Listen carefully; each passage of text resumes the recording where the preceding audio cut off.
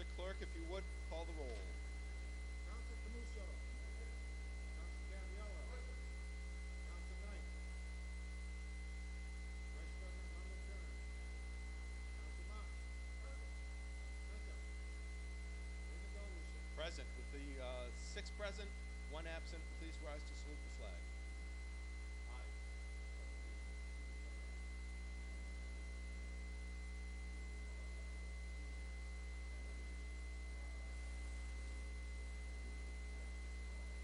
Chair recognizes Vice President Arnold Kern for suspension of the rules. Take petition of citizen Castanetti. All those in favor? All those opposed? Motion carries. The chair invites forward Mr. Andrew Castanetti to make his petition. 15-794, petition by Andrew P. Castanetti, 23 Cushing Street, Medford, Massachusetts, asking the council to adopt Mass General Law, Chapter 59, Section 58, for owner-occupied real estate exemption. Citizen Castanetti. Thank you, Councilor Del Russo.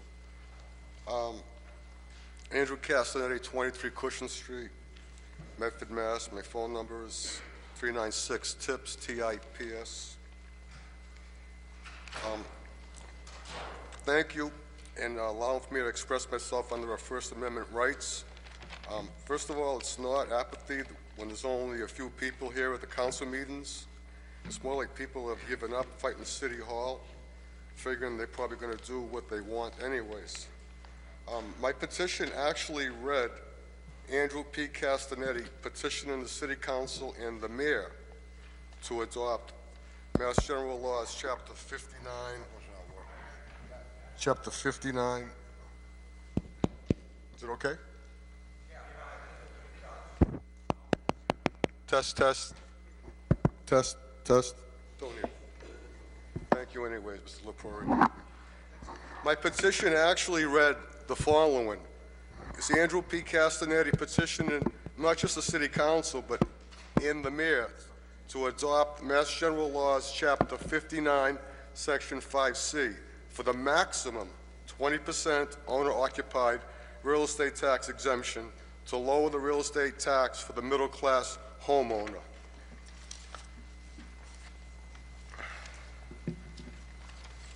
Please allow me to quote my open-ended letter in the Medford transcript published on October 15th. I sent this to Nell Escobar Coakley. The editor, please publish my great question before this Thursday's great debate on October 15th of this year. The letter stated, question for all of City of Medford political candidates. Are you for or against the homeowner occupied real estate tax exemption? Go to the Commonwealth of Massachusetts website and refer to Mass General Laws, Chapter 59, Section 5C. 1. Massachusetts cities are already presenting this real estate tax savings to its owner-occupied homeowners. This includes 3 bordering cities, such as Malden, Everett, and Somerville. My question is, why not here in Medford? For the past 40 or more years, our real estate tax bill in Medford has increased over 2.5% per annum.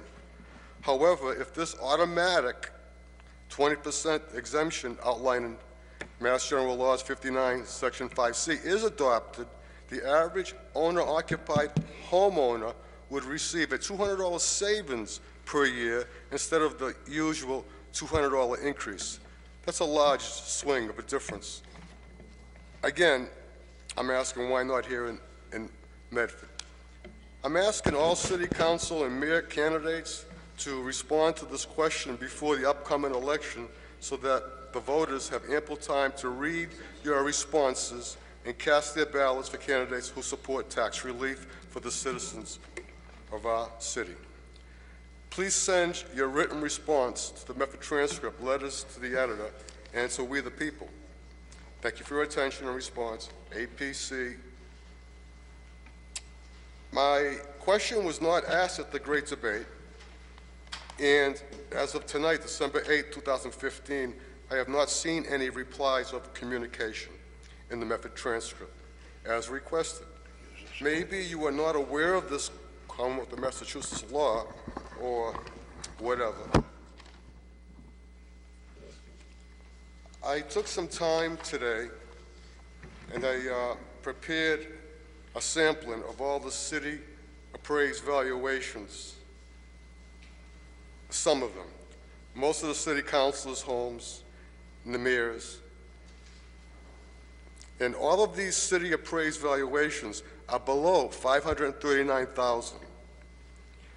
Even if all of these home values increase 10% next year, they will still see their real estate tax bill go down up to $600 a year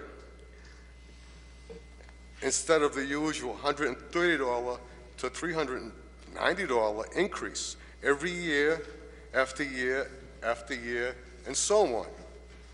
The one exception is one of the councilors, and it may go up a whopping $7. Bottom line, 9 of 10 owner-occupied average homeowners will save about $200 a year instead of the usual $200 increase. That's a big swing. Again, why not here? And I'm under the weather, not feeling so good, so I never finished the rest of my spiel. But basically, I hope when you do the allocation that you will give the average owner-occupied homeowner who lives in their one house only the full 20%. That's all I have to say. I request for the 6th consecutive year. Thank you for listening. Thank you, Mr. Castanetti. Good evening. Please state your name and address for the record. 29 Garfield Avenue in Medford. We'll talk about taxes. I don't know whether people realize it or not, but 22% of the American workforce works for either city, state, or federal government. And it seems like somebody's not doing their job. We have a lot of illegal apartments in the city.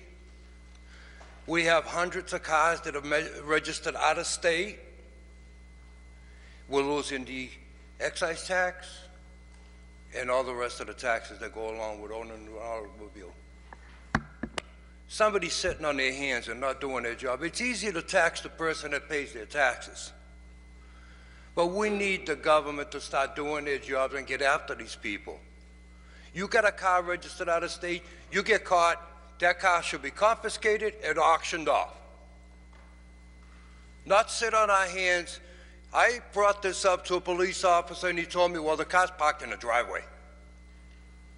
The guy lives in Massachusetts and the car's registered in New Hampshire. In New Hampshire, it's not required to have insurance. That's why most of them register their cars in New Hampshire. We have to start getting after these people that are doing illegal stuff. Never mind hitting the homeowner that pays his taxes faithfully every year. We have to get these agents, there are agencies out there that are supposed to be doing their job. With 22% of the American workforce, there has to be an agency for everything. They can count cockroaches, they can get after these illegal cars and apartments and everything else. We have to lay off the homeowners that pay their taxes and get after these illegal people that are breaking the law and getting away with it on our backs. On our backs. My pension doesn't go up as fast as the taxes are going up. So that means I have to cut something in order to pay my taxes. And these other people are getting away with murder and laughing at you. And they know it. We have to get after these people that are doing illegal stuff. I mean, there are agencies, let's push them. Thank you, that's all I have to say. Thank you very much. Chair waits a motion. Mr. President, Councilor Penta. can we incorporate the comments of the prior two speakers and have, under suspension, bring in the paper for the purposes of tonight of making the request for setting the tax rate? Or we can motion that these two comments on this paper be attached to the public hearing and return to the regular order of business. Is that your motion? Yes. Very good. So on the motion of Councilor Penta, all those in favor? All right. All those opposed, the motion carries.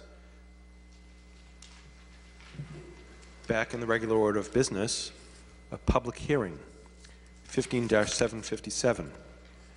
A public hearing will be held in the Medford City Council of the Medford City Council in the Howard F. Alden Memorial Chambers, City Hall, Medford, Mass. On Tuesday, December 8, 2015 at 7 p.m.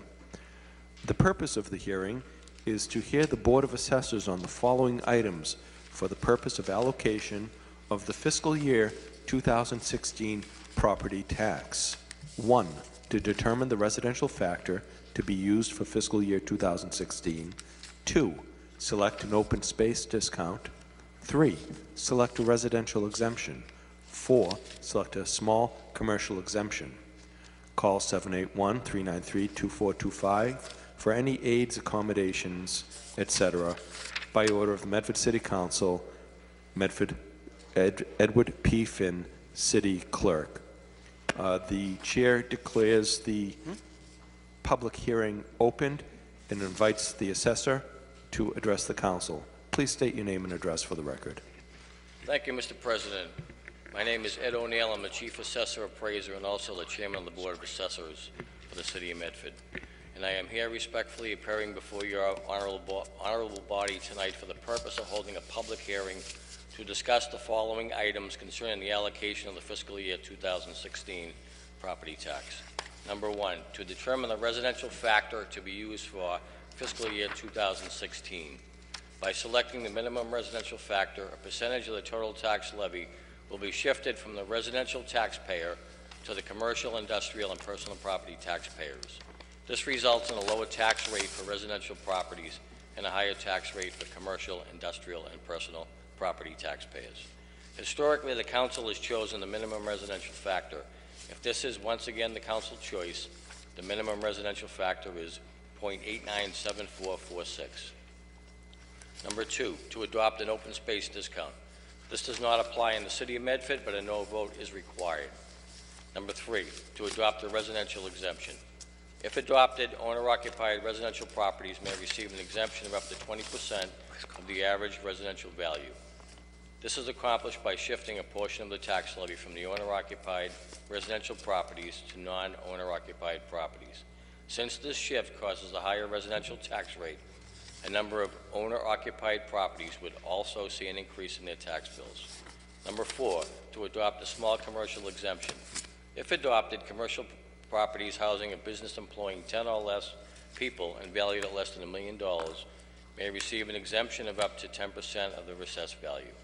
This is accomplished by shifting a portion of the commercial industrial tax levy from these eligible properties to other commercial and/or industrial properties. Since this shift causes a higher commercial industrial tax rate, all commercial industrial not receiving the exemption would see an increase in their tax bills. As part of this hearing tonight, it is the duty of the Board of Assessors to notify the Council of any excess levy capacity. Fiscal year 2016 excess levy capacity is $25,391.53. Please refer to the handout from last week at the Committee of the Whole meeting. And Councilor, Mr. President, Councilor Lengo Curran asked for the abbreviated version of the presentation. Mr. President? Chair recognizes Vice President Lengo Curran. Are we under public hearing, or can I just want to bring in 15795. I'm sorry, we're still in the public hearing. that's I right. apologize. So all those in favor of this matter, please present yourselves and speak. All those in favor? Hearing and seeing none, I declare that portion of the meeting closed. All those in opposition, and we noted that two were earlier, as was moved by Councilor Penta, but anybody else in opposition, please present yourself to the to the podium. And state your opposition to this, and then we'll have time for discussion to follow.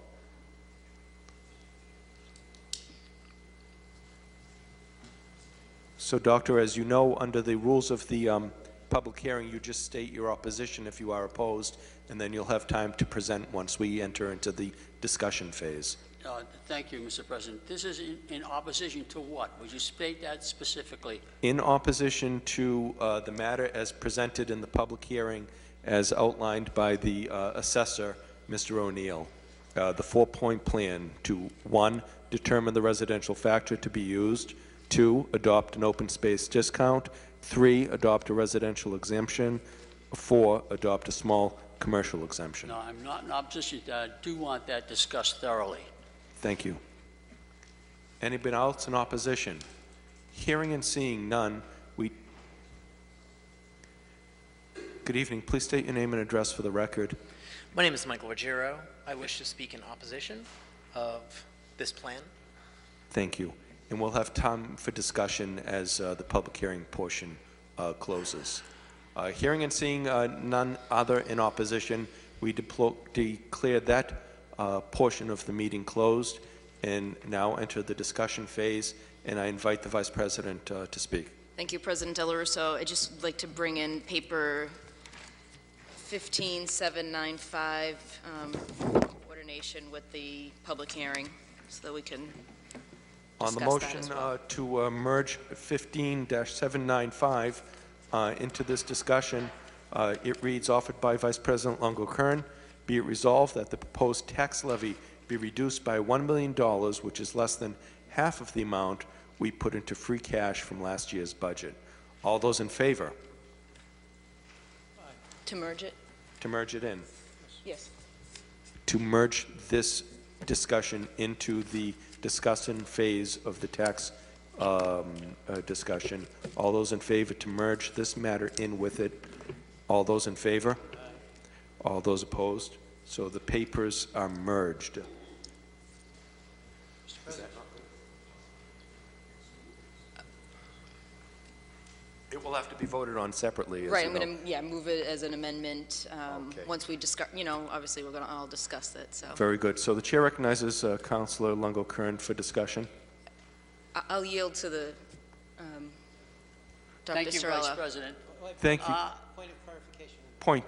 Before we get into that, Mr. O'Neill, Point of information for the assessor. before you start, Certainly.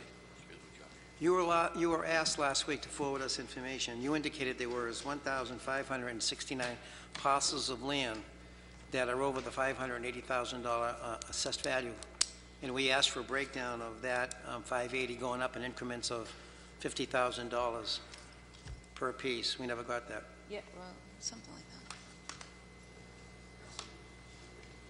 It was distributed according to the clerk in the packages we received Where? over the weekend on Friday afternoon. That's not, For you, Mr. President, I gave that to the clerk Thursday late afternoon. I may have some additional copies. In my packet, Well. it was paper-clipped to the piece that began with the I have is- long-awaited explanation of Let me the see. parking revenue. Through the chair, yeah, it was actually paper-clipped to something irrelevant to the tax hearing, so it was a little, Yeah. The clerk has pointed out that it was part of the committee report that we had requested, therefore it was connected all as one. then through the chair, if I may. Yes, Council please. President Del Russo, Mr. O'Neill, if we can, while the other councilors are viewing that, I did take a look at it myself. If you could just explain how it's broken down, it is, hard to grasp all the numbers, but what we were looking for, and I think it must be in here, is the increase to, dollar amount's not in here. yeah, the dollar amount increase. I don't really see that. And if I could, just for the viewing public, I know Mr. O'Neill or myself or one counselor every year kind of explains the problem we have with the shift. I don't know, you always probably will say it better than I do, but the issue I have as a counselor to shift to non-owner occupied is that this year there'll be over 1,569 homes that are valued at 580 or above that will also see the shift. They will also get increases in taxes that other homes will not get. So that's where the problem has always lied. That's the reason the way it's worded and the way the legislature worded it becomes an issue for, how can we create a shift for 15 to 16 homes when we're not creating it for everybody. So that's where I've had a problem. So at our last meeting, we did discuss it. We discussed it in the committee of the whole. We asked Mr. O'Neill to break it down. Would the average home of 580,000 or more, what type of shift would that create for these homes? Which is, that's a good amount of homes. I think it was out of 12,000, there was almost 1,600 homes that are going to be affected if we ever approve the shift. So this breakdown, if you could just kind of clarify which each category, each column represents, and the actual dollar figure for the increase depending on the value of the 580 or above, that would be, helpful for me. Sure. For you, Mr. President, after the committee of the whole meeting on Tuesday, the council had requested more detailed analysis in increments of 25,000 or so in value, above the break-even point of 580, 100. So I did a couple before that, started at 400,000 to 500 to 525, 550, 580, all the way up to $1.2 million. I did the analysis on adopting a 10% exemption, a 15%, and a 20%, which is currently allowed by law. We'll start with the 10%, and that's in the original packet, plus the handout that was given to the council on Thursday afternoon. So basically, if you look at, and I believe everybody has that now? Yep. Folks in the audience as well? Okay. So there's small increases after 580 to 600. So at a 10% adoption of the exemption, it'd be a $20 increase. Now this is on top of the regular increase of 125, 130, 140. That's an additional. So you go up to 625, it's about $42 more. 675, it's about $88. Say 750 is 156. Then it starts to increase. You get 800,000, it'll be an additional $202 plus the regular 150. So it's a significant impact as you go up the line in the value. So, just a point of clarification. Sure. As you're making this assumption that the values, as they go up significantly, even if you took a house that's valued at $800,000, they're going to get an increase of $202. Correct. Over and beyond whatever the tax rate's going to be. Correct. But if you go to a house that's only valued at $400,000, they're going to get a decrease of $161.91. Correct. That's why I put that in there. The council only asked for anything above 580, but just for illustration purposes. I wouldn't want anyone to think that the same type of value going up doesn't correspond to the devaluation going down. Correct. Because there is merit that goes both ways. Correct. And it's quite obvious that under the 580 going backwards in the lower amount, the rate is even higher giving back than going forward. And if you're only talking about 1,569 votes, to me, I think this is an important time to really take into consideration. Maybe it's about time we start looking at this and giving ratepayers in this community a break, because, they're just going to get saddled now with the CPA tax. Whether you voted for it or not, every house is going to get stuck with it. So fiscal 17 for that. Pardon me? Fiscal 17, July 1. But they're still going to get stuck with it. Correct. So 5 years. Correct. And for the next 5 years, they're going to be stuck with a tax that, whether you voted for it or against it, you're going to be stuck with it. So I think if there's a way to look at a break here for the homeowners, it's giving that exemption, whether it's 10, 15, or 20%. Which one? And I'm leaning toward that, because I think if you can afford a house that's $800,000, you can afford a house, you can afford to pay maybe another couple $100 more a year. I don't know how many houses in the city are worth $800,000.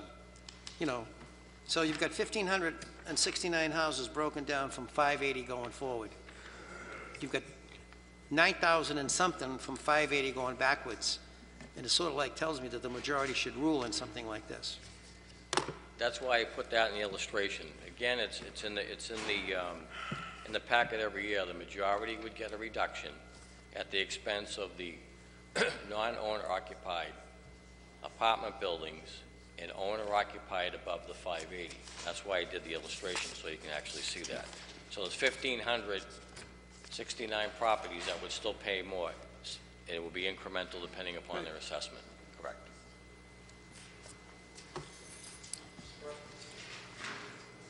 Chair recognizes Council Cox. So based on the information, Mr. Assessor, that you provided to us, I know the city of Somerville, the city of Malden has implemented residential exemptions. I assume that their non-owner occupied class is much higher than ours. Is that correct? In the housing population?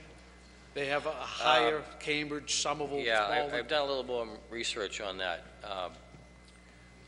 Somerville and Malden, I believe we have more single-family. Our housing stock is comprised of, I think it's 7,800 single-family homes. In Somerville, I believe their primary housing stock is a two-family or a condominium. And their condominium, their conversions are back, they're greater than ours. Malden, to a lesser degree. The history on Malden, they implemented the trash fee one year, maybe 4 years ago. Then they went to a 5% residential exemption because of the, I guess, the resistance to the trash fee. So they threw a 5% residential exemption out. So they still had some properties that did go up. I don't know the numbers on them. The second year they went up to 10%. Next year they went up to 20%. So they've done it gradually. Right. So my opinion on this, and it's been this way for the last several years, is I have no problem shifting it from owner-occupied to non-owner-occupied. I think that's a great idea, and I think it's something that we should move towards. The issue that I have, and I agree with some of my colleagues, is the fact that because we don't have a large percentage of non-owner occupied in the community, that we have to shift some of the burden also to assess values at over $580,000. Correct. And I take a little bit different approach than my council colleague, that you could have a widow living in a property assessed at, a house assessed at $800,000 and on a fixed income. Just because you're in a house that's assessed at $800,000 doesn't necessarily mean you're rolling in money. And so I have a little difference of opinion that these are the people that we should go after. Now, if it was a straight split between owner-occupied and non-owner-occupied, I have no problem. At what point, or what will it take for us to see a shift from this 1,569 owner-occupied properties that would currently get us taxed at a higher a tax rate based on the residential exemption? What do we need to do? We need to add more condos to the housing stock, more apartments? What needs to take place so we can see that shift move away from going after people that are owner-occupied? Through you, Mr. President. Please. I think most folks know that the apartment sector is booming. Not just condo conversions, or it's large apartment buildings. They found their way into Medford. It's a great location for it. The costs are, interest rates are good. There's a demand for it with the younger generation. I mean, I don't necessarily think that would be the answer, have less or more. What's happened in the past, last year the cutoff was 543 and there were 1319. The year before was 501, there were 1063. So it's driven by the value part of it. Now, what we do on a proactive basis, in our database, we daily make changes and research and validate property ownership. We do it in a number of different ways. We have databases that we can look at. So we're updating that continuously. I think we've increased it 200 and some odd from last year. So we're looking to try to increase that accuracy, if you will. So currently it is qualified about 12,264 out of a total of 16,367 residential parcels, and that also includes land. So you have to take all the residential, all the properties, all of them. So we do the analysis every year. We do update the database.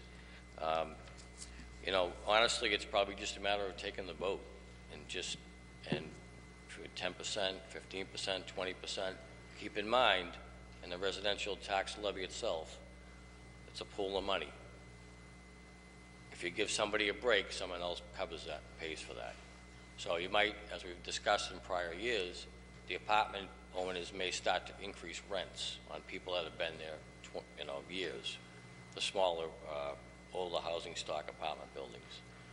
We do hear a lot, people that are property rich, they live up in the higher value properties. We hear from them on the exemptions. We try to help them with that. We try to help them with the circuit breaker. So and then they get to a point where we just had a lady a couple weeks ago. She says, well, I just have to sell it. I just can't, my husband died, and I just can't afford it anymore. And to make that vote and put that burden on that person, that's another. See, so the residential tax levy gets pushed on someone. So is it a matter of tax policy for the city to say, look, this is best for everybody, one rate, or do we want to start picking and choosing constituencies or people that, well, they can afford more, they have a larger property value? Right. So it's up to the body to make so that Ed, decision. if someone has a two-family home and they live in one side and they rent out the other, is that house classified as non-owner occupied? No, the owner lives there, they would get that, yes. So that would be considered would go to the property. owner occupied. So it would be Yes. two units or one unit? It'd be one unit, they would get one exemption for the And owner. then the other unit would be considered non-owner occupied? No, unless it was a condo. Condominiums it's one ownership for a two-family, so the two-family would get the residential exemption. All you have to do is live there to get it. So if I had a three-family, the same would apply? Sure, yeah. Yeah, if you live in it, absolutely, if you live in it, so, yeah, but now, another thing, 2 years ago we discussed this, I think through Councilor Penter, we compiled the apartment list, and the majority of the folks who own the apartments do not live in Medford, so that we looked at that too.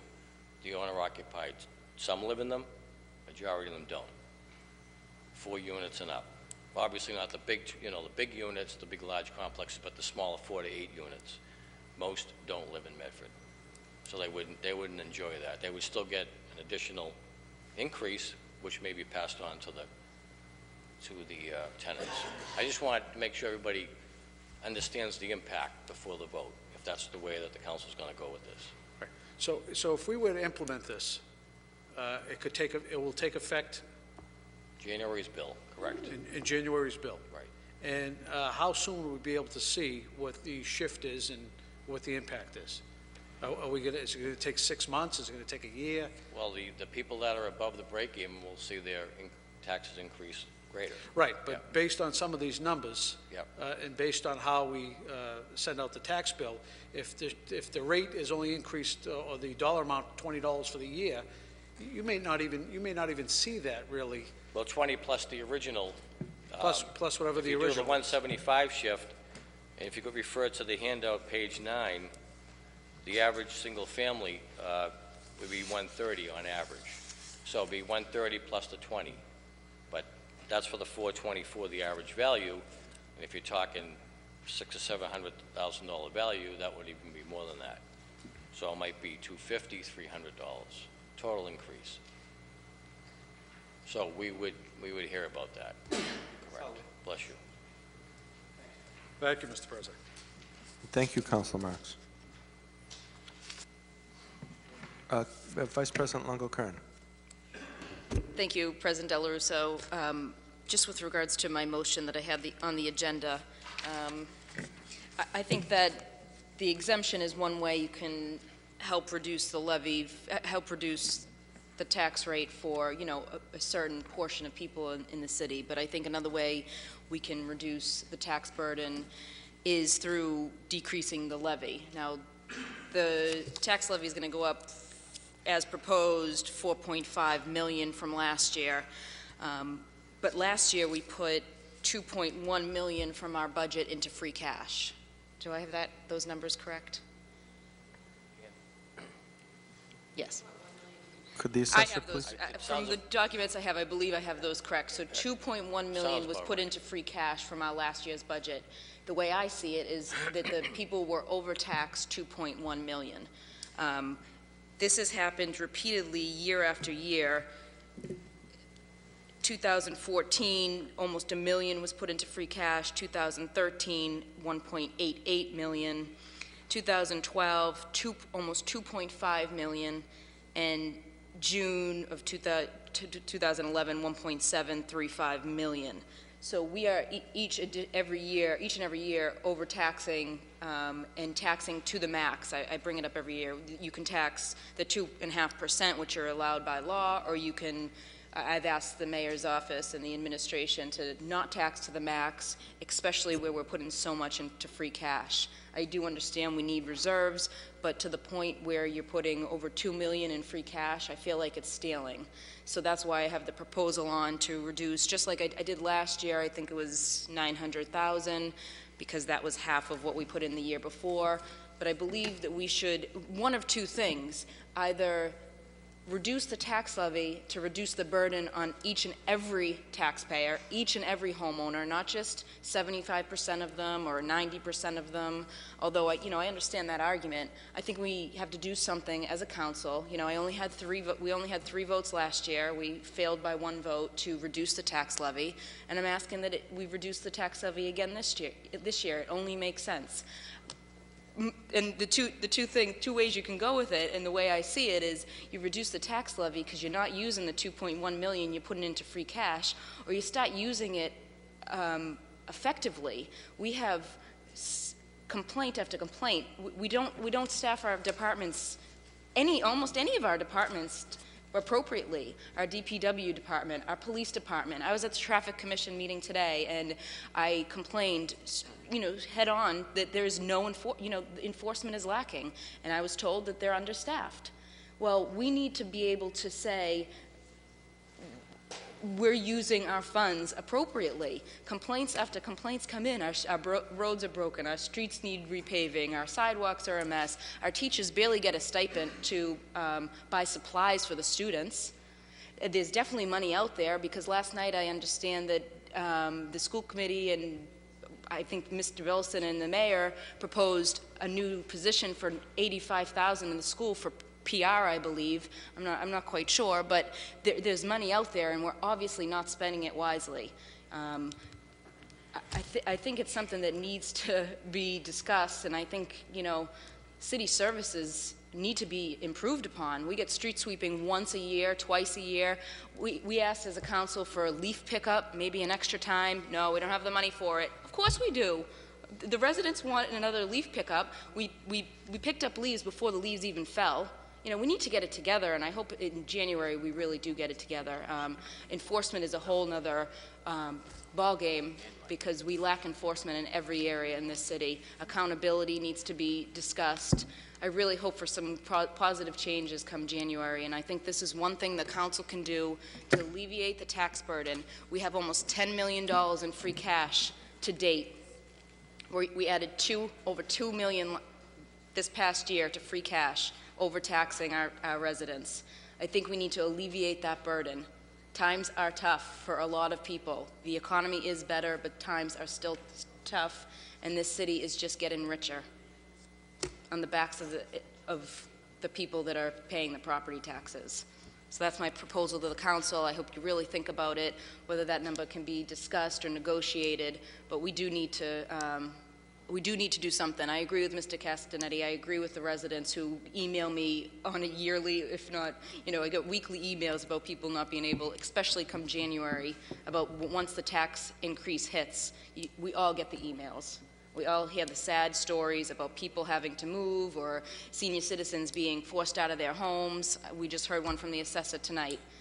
It happens. I get the emails, and they almost break your heart, but it's the truth. People are having a tough time. Not everybody's getting raises. Not everybody can keep up with the tax rate and the increase. Let's do something to help alleviate that problem. Thank you, Madam Vice President. The chair recognizes Councilor Penta. Mr. President, Mr. O'Neill, on this handout that you gave us, you used a tax rate of 1119, but then you went over to, with the residential exemption, you increased the tax rate to $12.10. Now, why'd you do that?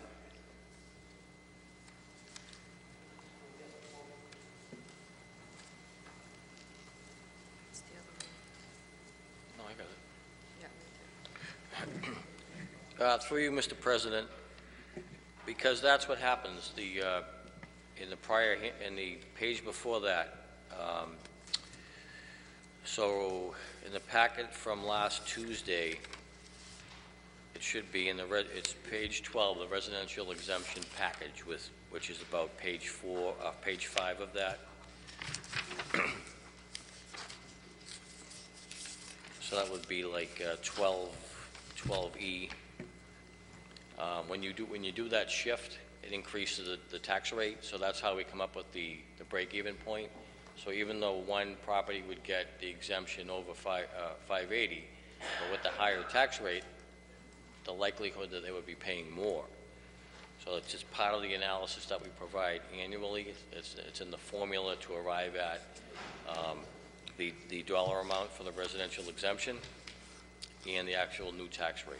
Well, why can't the council do, let's just say we talk for hypothetical, we take the 10% exemption, and at the same time, can't we go after non-owner occupied residences and charge them at a higher rate?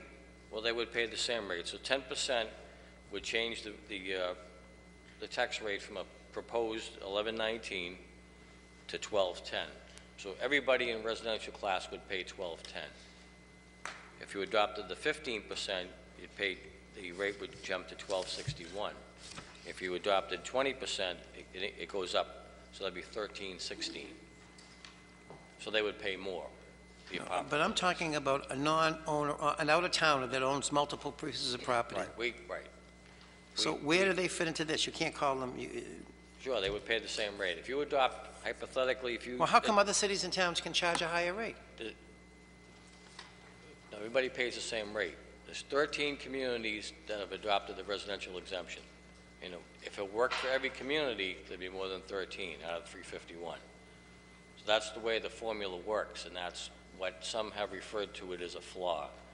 I believe in 1998, then Councilor Burke proposed to have the average, some language inserted, and it went to committee, and it was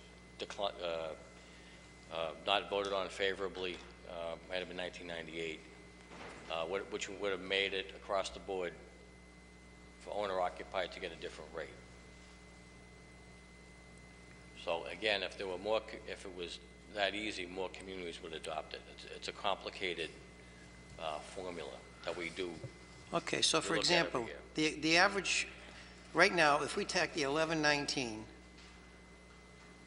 the average house is going to go up approximately $130. Is that what you're saying? Single family, page 9 in the handout. That would be if the council adopted the historic residential factor, shifting it to 175%. That would be that's the scenario on page 9, correct? From the average value last year to the average values this year by class. And how much would it be if it was to $12.10? It wouldn't be $130. How much would... Well, see, what you can't analyze it because not everybody would get the same. Some would get with the residential exemption, some wouldn't. They'd be paying the same rate. No. People So- under... The average house, you said, is $340. I mean, The average $430. single family is 424. 424. Right. So what's 424 at 1119 and 424 at 1210? But you're not taking out, refer to the spreadsheet that Larry gave you tonight, which I gave to the clerk on Thursday for the handout, and your various percentages, 10, 15, and 20%, you'll see it going across on the matrix. Do the 10%. You're not taking the residential valuation decrease down with it. You're just talking straight tax rate will be higher. So then these numbers are incorrect. They are correct. That's page 9 is as the historic residential factor shifting to 175%. That's the sheet we get every year that we look at. If you refer to page 12, the residential exemption packet, probably 5 pages in, you'll start to see the analysis and the different rates at 10%, at 15%, at 20%. You have to take off the residential value reduction. So at 10%, the residential valuation reduction will be $43,464. You have to take that off your value, then multiply by the new tax rate. If you follow it across from left to right in the matrix at each percentage, you'll see that. Do we have anything on the books right now that designates a condominium in the city of Medford from a two-family house being converted over? We get master deeds and unit deeds from the registry monthly. But we have no law in the books that talks about a two- or three-family house into a condominium. Like a moratorium to No, halt no, it? we have any kind of law that addresses this in the city. Well, I think that would be just, no, state law. So you would know nothing unless you get something from the registry of deeds. Chapter 183, I believe, is the condominium law. So you would get nothing, Massachusetts. you would get nothing from the registry, unless you got it from the registry of deeds. People could be living in two houses, condo in and out, and the city would not know. Well, they can't record them at the registry. They can't create the legal entity unless it's recorded So where are they going to record it? at the registry. You can't sell So I it just unless you have asked a you. unit deed. You can't sell it. Point of information, Councilor Camuso. They also have to be subdivided within a condo association, which has to be recorded prior to doing anything, and the building Correct. department, because there's so many standards as far as water meters and everything else, They common have to get areas. building permits. But the city has nothing on the books right now that addresses Councilor legally. Knight had a paper on a month ago to Yeah, address but this. we're going back for years, this has been going on. We still have nothing officially on the books that talks about two, three, and four-family houses being converted into condominiums, other than if they're bought and sold, and you get the information from the registry. There's a lot of them. I think by right, the property owner, once they purchase a two-family, can convert to condos, or the current owner could do it as well. But we're governed by state law. Condominium law is, I think, chapter 183, I believe. Go ahead. Mr. Assessor, if you could just speak into the microphone. Ann Baker, the Finance Director. I think what you're trying to say is, maybe I'm trying to help.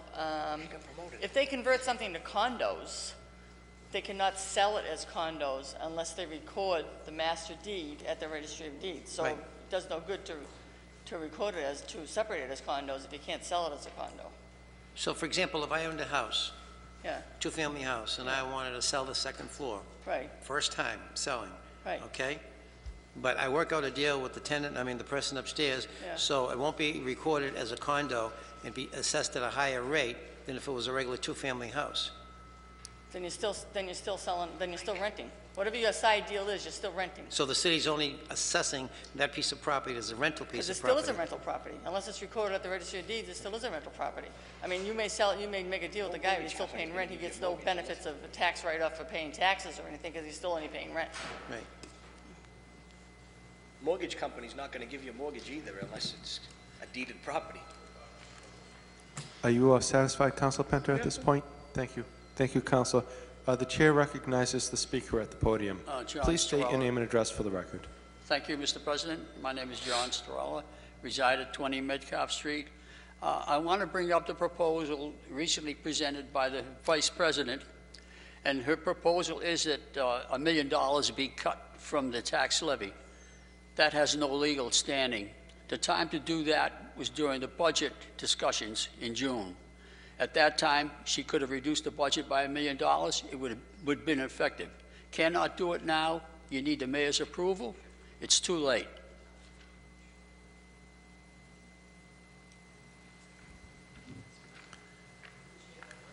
Through the chair, Madam Vice President. Yep, By the I way, didn't The vote. chair by the way, Mr. recognizes the President- the chair By the way, I recognizes want- the We Vice can vote. President. We can want to vote for, The chair recognizes the Vice President. Go right ahead. we can vote to request the mayor reduce the tax levy by $1 million. We can send that message, absolutely. We tried to do it last year, and I, as one councilor, didn't vote for the budget this past June, so I would never have had the votes to decrease the budget by $1 million at that point.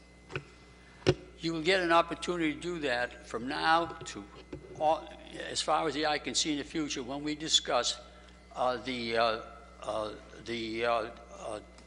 rate. When we discuss the rate, you can bring that up, and we can talk about a single rate versus a dual rate. That's another discussion for another day. I mean, in the last 10 years, every time I bring up this type of matter during budget deliberations, they tell me to do it in December, and then when you bring it up in December, they tell you to do it in June. So this is finally, as of last year, the best way I could figure out to relieve the burden for the taxpayer, and we almost had the votes last year, so I'd like to try to move that again.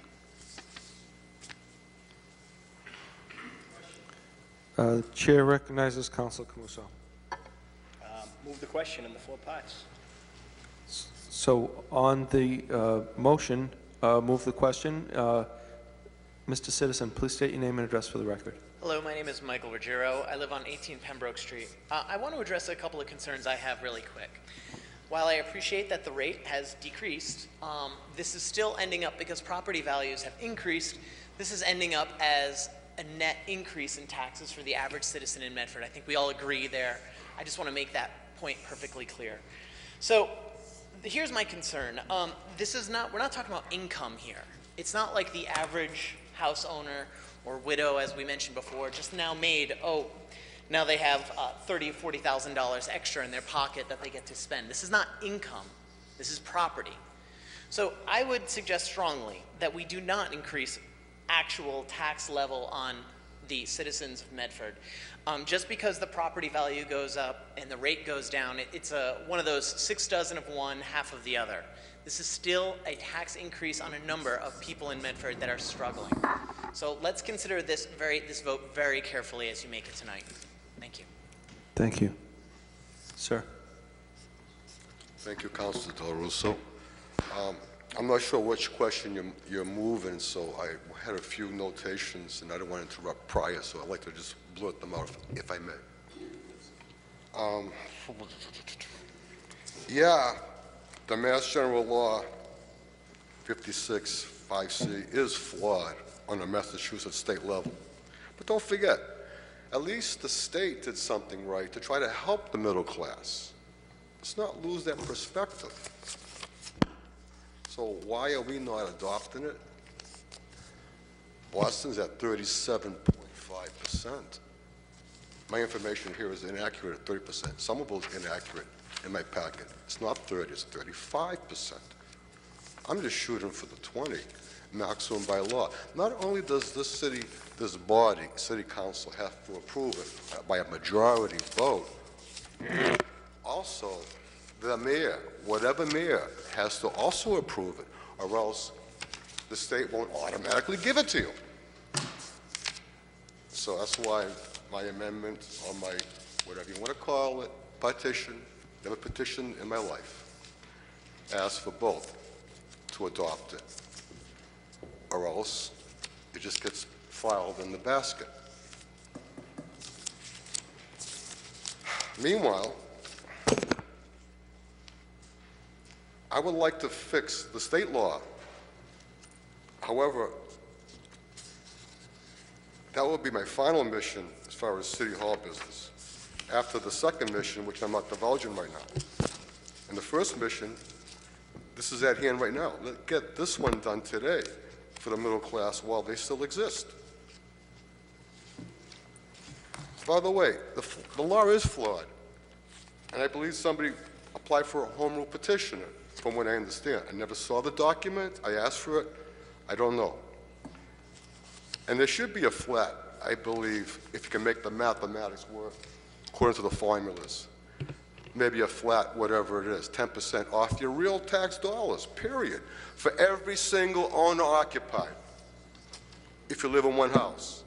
And to clarify something from Mr. Marks, if you live in one family, 2, 3, 4 condo, or 100-unit building, you will get, under this Mass General Law, blah, blah, blah, the owner-occupied exclusion, providing the City Council majority adopts it and the mayor or mayors. At least one, at the right time. So, having said all that, the law is flawed, but as we speak, like 12,000, the number is staggering. Who gets this? Let's not lose fact of that. 12,000, is it? 11,000? Let's see. 16,000 plus owner-occupied. That includes real estate, land also. So let's deal with the projected Ed O'Neill number that he believes, estimate of 12,000 and change, are owner-occupied. Yeah, 1,569 will go up because the law is flawed, granted. But don't forget, you're talking about 10,695 that will see a decrease versus the usual 100-year standard increases per annum. It's huge. So, back to Councilor Marks. So you get the way the formula works, the way I understand with my high school education, 68 Leavenworth, Forest Street. The thing is, it's 20% of a shift, I believe Ed told me, and what I read in the law. So the shift of, like, say, that $96 million it was last year went up like 3.5%, so much for Prop 2.5, that's a fallacy. And this year it's going over $100 million, that's over 4.5% increase right now that they're talking, mind you. But the point is, it's the shift, and they divided into, I guess, the 12,000 possible owner-occupieds. And that comes out to a grand total, at the full 20% I'm asking for, of about $87,000. Is that correct, Mr. Ed? You know, just, yes, $87,000. Thank you. Thanks, John. $87,000 value reduction from your appraised value. So therefore, if you have a Marauder 100-unit building and you do live there, you can only deduct the $87,000, Councilor Marks, not the 99 units that you don't live in. It's only pertaining to your unit, I believe. Furthermore,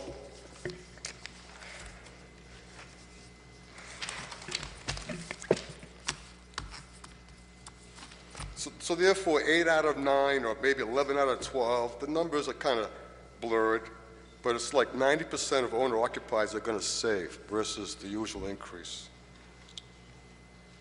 Last year, I think I put $1 coin here, and I put 9 coins here. After 5, I get tired of counting. I just dropped the whole package. 10 to 1 save. I don't know how to say it diplomatically. Clarify to Mr. Marks, 87,000. By the way, new growth. What is this? What's the word? Fantasy or fantasy? The new growth. Or is it a fallacy? It's supposed to help our parents pay their real estate taxes. Now the parents are gone. We become the elders, as they say. So what happened to all this new growth is supposed to help? Station Landing, for one example, the Lemire and the Schmear, and then you have the River Edge or something to that effect. We destroyed a bunch of buildings, lost a lot of commercial tax revenue when that was done, and then we had an economic crash, no fault of my own or your own probably, and we didn't recoup it all. Now I hope we have. But the new growth is not helping the average taxpayer for real estate. I don't see it. Maybe I should have went to college more than high school. I don't see it. And then I'm told, well, that has to get done in June, July, whenever the budget is presented. Well, then what came first? Never mind the chicken and egg, the cart or the horse. Isn't that the time to have this new growth, take some of the edge off the middle class, so they can still exist, maybe?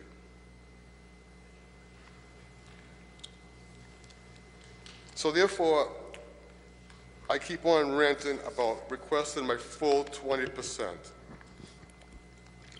Because also, according to Ed O'Neill, in his documents, I should say, the cutoff, I call it the push, is 580,000. At 10%, 15%, or 20%. So it's not going to go any higher that you pay more, so why not go for the full 20? I won't even get into going for special legislation or exemption to go for the Somerville telephone numbers in Boston even higher. If you can't do the 20, give me halfway and give us the 10 cents on the dollar. By the way, the circuit breaker he mentioned, Mr. O'Neill, that's on a state level, real estate, income tax, I should say. I think the formula was they used to do for my mom when she was alive. I believe it's like you take 10% of your adjusted gross income, and you take half your water bill, I believe, and your real estate bill, you total it up, and every dollar above whatever the formula is, you get back dollar for dollar up to a max at that time was $900, and today it's over $1,000 easily. And you don't have to pay any Massachusetts income tax to get it. A lot of accountants I speak to, even CPAs, don't know what I'm talking about. But it's a fact that exists, and a lot of people might get it. Thank you. Good night. Thanks, Andrew. And Mr. Capucci, before you speak, I just want to clean up two matters of procedure. The petition that Mr. Castanetti presented this evening by a motion of Council Penta was received and placed into the opposition portion of the public hearing. And so that matter is disposed of, and Mr. Castanetti had ample opportunity to present his views in addition to that. We also took, for the purpose of discussion, the resolve of Vice President Longo-Kern, 15795, regarding reduction of $1 million. So before we hear from the citizen and then proceed to vote, if that's what we're going to do, I think we'll take the Vice President's paper as the separate motion that it actually is, even though that it was discussed previously, and then we'll bring it under suspension and subsequently take it up to vote in that process. Is that, does that bring clarity to this, Madam Vice President? Or am I speaking in riddles? If you let me digest that and let the citizen speak. Very good. Mr. Citizen, you're welcome to speak. Please state your name and address for the record. Thank you, President Del Russo. I'm Robert Capucci, 71 Evans Street. Another matter in this property tax that hasn't been discussed. Coming up in July, the property owners in this city are going to have to start paying the surcharge on the property tax through the voter approved, even though 2,453 blank ballots were cast on the Community Preservation Act. That's number one. Number two, we've seen a property tax increase, and what was discussed earlier was the impact on rents, such as myself. I'm a renter, probably see my rent rates go up, but there are other impacts on this. Anytime the city or the state or the government taxes people, that's money actually being taken out of the economy. And as Councilor, through the chair, as Councilor Brianna Longo-Kern specified through the emails that she and you all are receiving, we're not getting the services for the tax dollars that we're paying. An understaffed police force, I mean streets and roads that are going neglected. The park, I live near Morrison Park, hasn't had any work done on it in 3, 4, maybe 5 years now. There hasn't even been an American flag waving in Morrison Park for at least 4 years now. These impacts on the city are more than just the rents. It's people leaving, these small businesses that are going to see property tax increases as well. This is money taken out of their pockets. This is a young child's dance lessons that they might not get, a young child's baseball team that he might not get to play on, a family 2 or 3 that might have been planning on going to Disney World that they won't be going to now. I rise in strong favor of Councilor Longo-Kern's resolution to do any tax reduction that you can, because when you do that, you're actually putting money back into the economy. You're helping these small businesses that are disappearing by the score from the corner of Salem Street and the Fellsway beyond West Medford Square, and all points beyond in all 5 of our business district. It's a shame to see this property tax go up again for the 29th consecutive year, is it? And now the added CPA surcharge that's coming barreling down. added to the water tax that I believe is going up by another 7 to 10% from the last committee of the whole meeting last week or the week before, plus the excise tax, the sales taxes, all these other taxes. And this is why Massachusetts is known throughout the nation as Tax-achusetts. It's literally outrageous. It really is. And you know, I'm trying to articulate the rage that people that are watching that are feeling. And I hope they know that there are people that understand. Maybe it will take a state rep or a state senator candidate or the next one to start proposing legislation at the state level to reduce surcharges on property taxes, which are an end run around Prop 2.5. You know, the Moody's report that was just discussed in the committee of the whole meeting prior to this meeting stated that, you know, they look at the surpluses here in Medford as great city management. Did Moody's ever walk through this building and look at that? I mean, seriously, if all they're going to do is look at the money, well then, yeah, the taxes keep going up every year in Medford. We have almost $20 million in surplus. If that's all they're going to look at, yeah, then that's great city management. But if they actually physically walk through this town, this city of ours that I grew up in now for 45 years and saw the condition of the police station, the understaffed, the fire departments, stations that can't even email each other, seriously, do whatever you can to reduce at least one tax in this city. Thank you, Mr. President. Thank you. Thanks, Robert. Good evening. Please state your name and address for the record, sir. Joe Viglione, 59 Garfield Ave, Medford, Mass. Thank you, Mr. Capucci. You read my mind. I was thinking the very same thing about the ceiling. I have it written right here, and you stated it. Just went over to the men's room. It is in deplorable condition. To have, what, $10 million in free cash? And how can you have the mayor's final speech, pack this auditorium, and have people walk into that men's room to see caution tape and see this big black rubber thing in a toilet, and then a caution tape across the hall? How do we, as citizens of Medford, feel good about this administration when hundreds of people come in here and see that? Now, there are 11 citizens here that I counted tonight, outside of the newspaper man and the government officials here.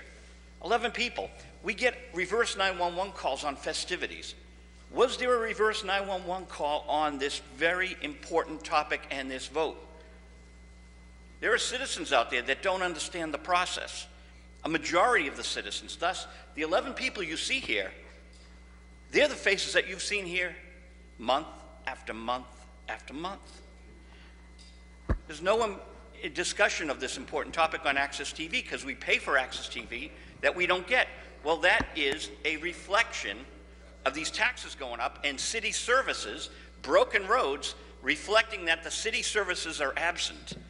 This council better vote its conscience and not the way a certain person in the corner office wants it to vote. This city council better vote its conscience. On the motion to sever the 4 questions, Chair awaits a interpretation from the Vice President. I would request that my motion be voted on first, so if I have to table the public hearing, then but can be taken as an amendment to the public hearing, so that it could be voted on first. We can do it as an amendment. Yes. Either way. Okay. Chair, we have a couple people in queue. Councilor Penta. Mr. O'Neill, question? With the change in the tax rate to $11.19 from last year to this year, what's the net dollar amount increase that the city will be gaining with this new tax rate? Councilor. Oh, I'm sorry. Mr. Red. Thank you, Mr. President. Councilor Penta, refer to page 2 of the handout on the levy limit. So, as Robert Capuccio was referring to, the 2.5% is $2,412,608 added to last year's levy limit. The new growth is $1,937,392, so it's just about $4.3 million. increase from last year. The levy You said itself. page 2. I don't have that on page 2. Of the handout from the committee of the whole meeting. You didn't say that. Tonight.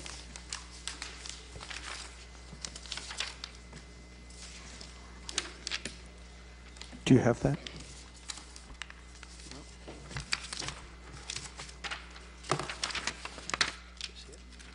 It's this handout here from last Tuesday. Oh, from, You just said the committee of the whole meeting. All right, I am Yeah. on page 2. The Medford Mustangs handout. Right.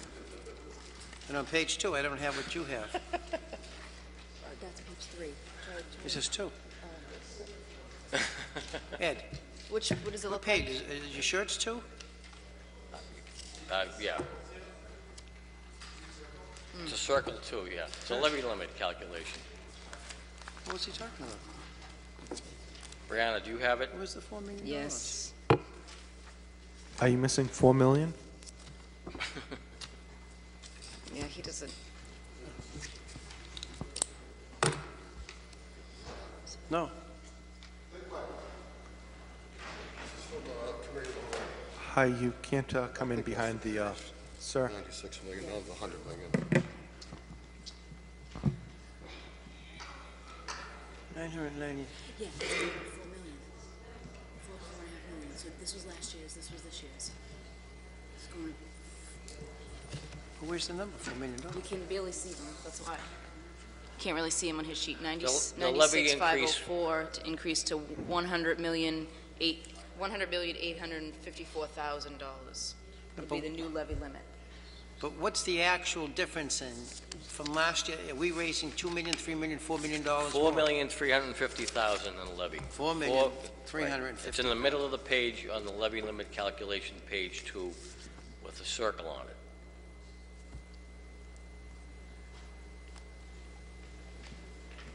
There's no $4,350,000 on this page, too. It's 96. 2.4 million, and then for the 2.5%, and then the new growth is 1.9 million, equals 4.3 million. That's the allowable increase every year, based on the levy limit. So you're saying from last year to this year, with the tax rate that you have set, it's going to be $4,350,000? Correct. Net, okay. Correct. And what Council Longo Kern is alluding to, that if we knock off $1 million of that, that brings it down to $3,350,000, correct? Yes. And on an annual basis, it's historical for the last 6 going on 7 years that we've had nothing less than $1 million left over in free cash each and every year. We're close to $7 million in free cash, Ann? 9.6. How much do we have in free cash right now? 9.6. Oh, 9.6. 9.6 million in free 9.6 cash, million. Mr. Counselor.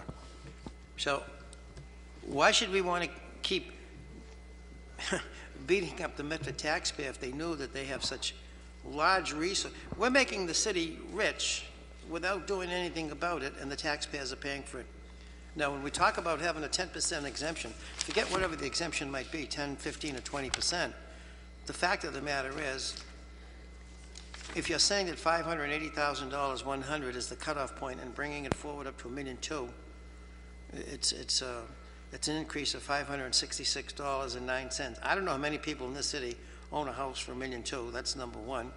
I know a lot of people own maybe between $580 to $700, and that may be nothing more from $1.98 to $111 more per year. But if we follow the mindset that, why do we keep, if we can reduce that limit by even another $1 million, and knowing you're going to be getting the $1 million in June, as we have historically for the last 7 years, it makes sense, or at least to give the taxpayers some kind of a break, even if you were to try this thing out for a year to see where we're going. It makes no, you've had 29 years in a row of tax rate increases here in the city, and you have the same problems now, if not larger now, than you've had before. You have a police department that's understaffed by 10 people. You have an Office of Community Development that's 1.5 people. You have a City Hall building that's in deplorable, disgusting shape when you walk out into the corridors and you go into the men's room and the ladies' room. You have a ceiling ready to come down on top of you that's running almost 3 years growing. And we talk about the wonderful financial thing that Moody's says we have a great bond rating. And to paraphrase Mr. Capucci and Mr. Viglione, the fact of the matter is, what are we having all this money for if we're not spending the taxpayers' money just so the city can look good and a Moody's bond rating. I'd rather spend the money and have the city look better knowing that the taxpayers' money is being used. And if we can work out, if we can start to figure out now, whether it's this year or next year, that you develop a tax exemption, a residential exemption that can work, then we should be doing this. We shouldn't be just saying, well, we're going to take what we've done in the past, go to 1.175% and give it the lowest residential factor. If we were going to give it the lowest residential factor possible, then there should be no tax rate increase at all. We've got all this money sitting in the bank. Why would you want to go out there and bang the taxpayer anywhere from $135 up for whatever? The problem, as I see it, Mr. O'Neill and Ms. Baker and Ms. Miller, is there's been absolutely no discussion with this council, this legislative body, as it relates to prior to you folks setting a tax, having any discussion on how to change some of these things, having any discussion on when I'm going to Beacon Hill, bringing our state reps and senators in to say, what can we do to play with this thing? We haven't had, at least strike, I'll speak for myself. I have never been asked once. I have called, but I have never been asked once to be part of a circle of discussion on any of these tax rate increases or proposals or whatever they might be, even to get into the merit of tax rate exemptions, even to get into the non-owner occupier who comes into this community and we have to give them the service of fire, police, public works, and sometimes even schooling.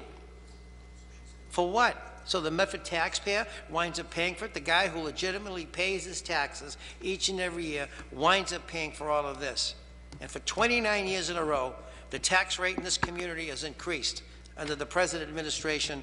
And what do we still have? We still have a deplorable infrastructure. We have water and sewer concerns. We have a public building here that's historically, it needs a lot of help. You have a police department and a fire department that needs all kinds of work. And then what do we have, as Councilor Longo's just alluded to? You have a school department still creating more jobs as they did last night, $85,000 for a brand new position to have a public relations person. That's what the superintendent gets $160,000 for, to do the public relations. And then you can't find enough teachers to teach a class because we don't have enough money in the budget. And then we're starting to think about maybe security in the buildings because it's now becoming an ongoing problem. But when teachers don't have enough pencils, and teachers don't have enough books, and they don't have enough in classroom help, and PTOs are always asking for support from the administration, and this is the sixth job that they've created in the last year that's in excess of $85,000 to $90,000 a year, and we still cannot have that resolved to the point that it's political patronage. That's all that it is. It's not educational patronage, it's political patronage, and it's wrong. And hopefully this new administration comes in and recognizes this because it's wrong. It serves no purpose for the value and the quality of this community. Those jobs don't add anything to Moody's bond rating. You know what they add to? They add to people saying you can't beat City Hall, they're all in bed with each other, and every politician is crooked. That's what they say, because you can't beat City Hall with nothing. We're trying to, slowly but surely. I thought it was going to take place, but it didn't. But when we have a tax rate that's ready to go and set to go, and we know we're sitting on almost $9 million in free cash, $7.5 million in your water and sewer account, and there's still no plan in front of you, and you're still not part of the program, then there's something wrong around here. Something's terribly wrong, and I hope the taxpayers wake up and finally realize that they've got to come to this rail, and they have to talk about it. Councilor. Chair recognizes Councilor Carafiello. Thank you, Mr. President.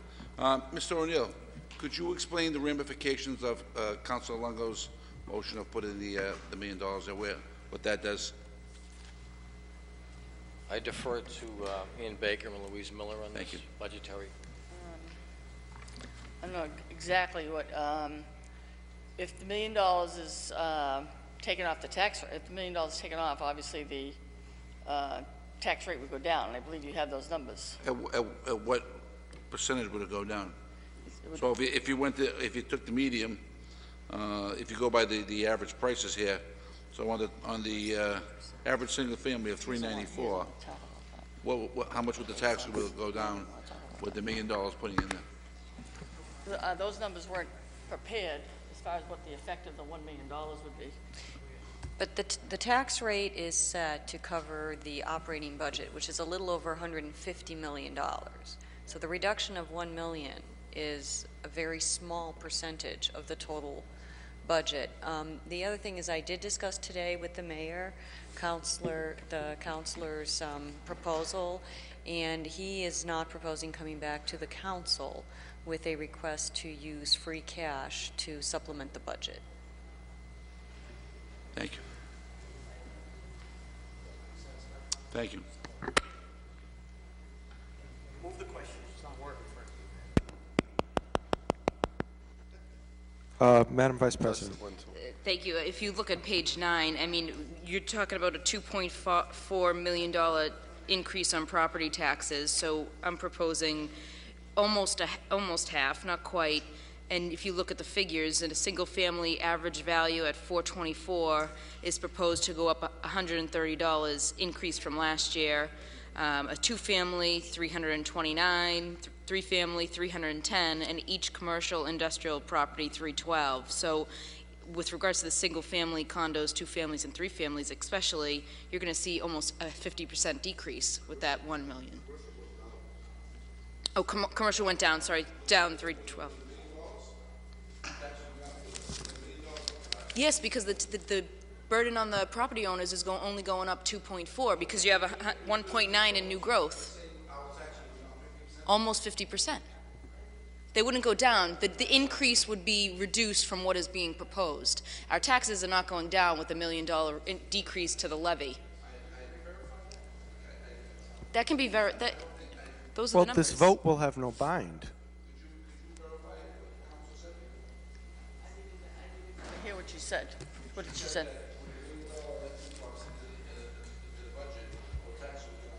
Almost 50%. 50%? Did you say 50? No, I'm saying if the 1 million is taken out of the tax levy based on property value portion, then the proposed increase would go down by almost 50%. There's no reduction in taxes. The only way we can reduce taxes is if we take 4 million out of the budget. Yeah, this is still going to be an increase. We're increasing taxes, but the administration is proposing that we increase taxes by 2.4 million in total over what was proposed, the tax levy was last year. I'm moving to reduce that by $1 million. You'd almost reduce by 50%, probably by 40. I would say more like 40%. I mean, you're giving the taxpayer a break. If I may speak, this $1 million motion that you're making is separate and apart from what we're trying to, what the reason we're here for is to set the minimum residential factor. So the minimum residential factor can be set apart from this motion. If they wanted to do that. 40%.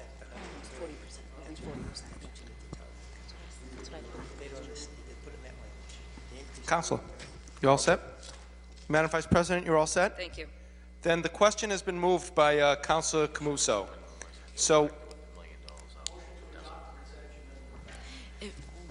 what do you want to do with your paper, Madam Vice President? I have one more question for the assessor, if you don't mind.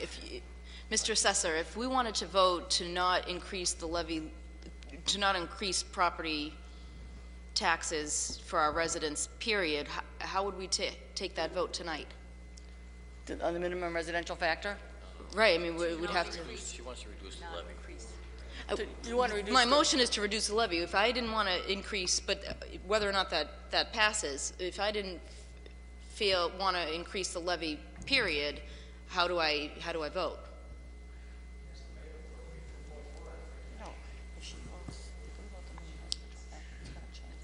The rate will change, but the factor itself, yeah, you still vote the factor. But don't we have to have tax bill go out by the end of December? Yeah, I'm charging you borrow when you're not. Still vote the factor. Yes. Yes. But we still need the bill to go out. Otherwise, we're not going to be able to. right. So you can still vote the minimum residential factor the same way you voted it in the past several years. You voted to shift it 175%.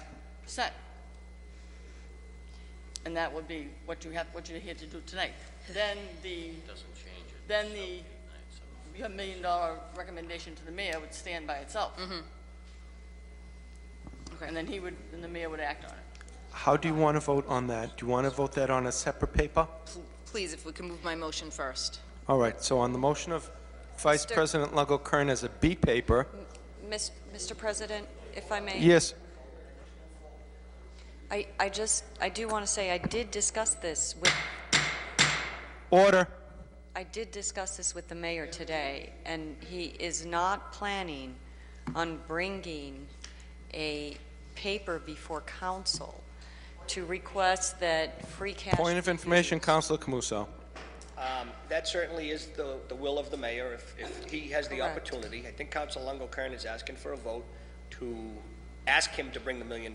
According to Mass Municipal Finance, that's the only way that a money paper can be initiated. It's with the official mayor bringing it forward to the legislative body. So let's just take the vote on hers, whatever, if it fails, if it passes, and we move forward on the rest of the questions. Okay. The question has been called. Roll call vote. A roll call vote has been requested on the B paper by Vice President Longo-Kern that a resolution that the proposed tax levy be reduced by $1 million, which is less than half of the amount we put into free cash from last year's budget. Mr. Clerk, please call the roll.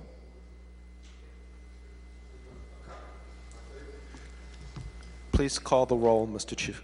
Council Clerk. Camuso. No. Council Caviola. No. Council Knight. Vice President Longo-Kern. Yes. Council Marks. Yes. Council Penta. Yes. President Del Russo. No. With the vote of 3 in the affirmative, 3 in the negative, the paper fails. Move the 4 questions. On the motion of Councilor Camuso to move the 4 questions. Number 1, to determine the residential factor to be used for the fiscal year 2016 by selecting the minimum residential factor, a percentage of the total tax levy will be shifted from the residential taxpayer to the commercial, industrial, and personal property taxpayers.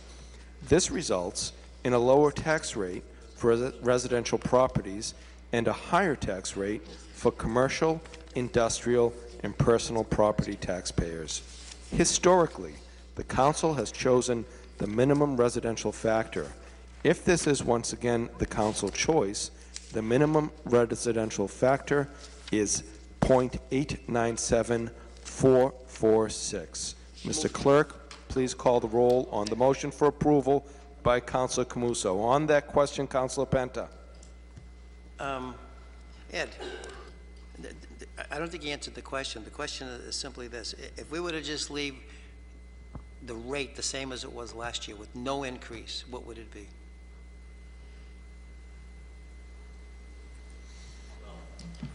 Through you, Mr. President, the levy limit calculation has already been approved by DOR. So it's an automatic 2.5%, which correlated to the budget presentation in May and June. The new growth was a moving estimate from early spring to summer to the fall, and that number increased. And with that additional growth, we were able to take care of that snow and ice deficit, which I believe Ann will speak on. Well, you can't leave the rate the same because everything is driven by the budget. So we can't meet the budget with the rate being the same as it was. So all the calculations start with the budget.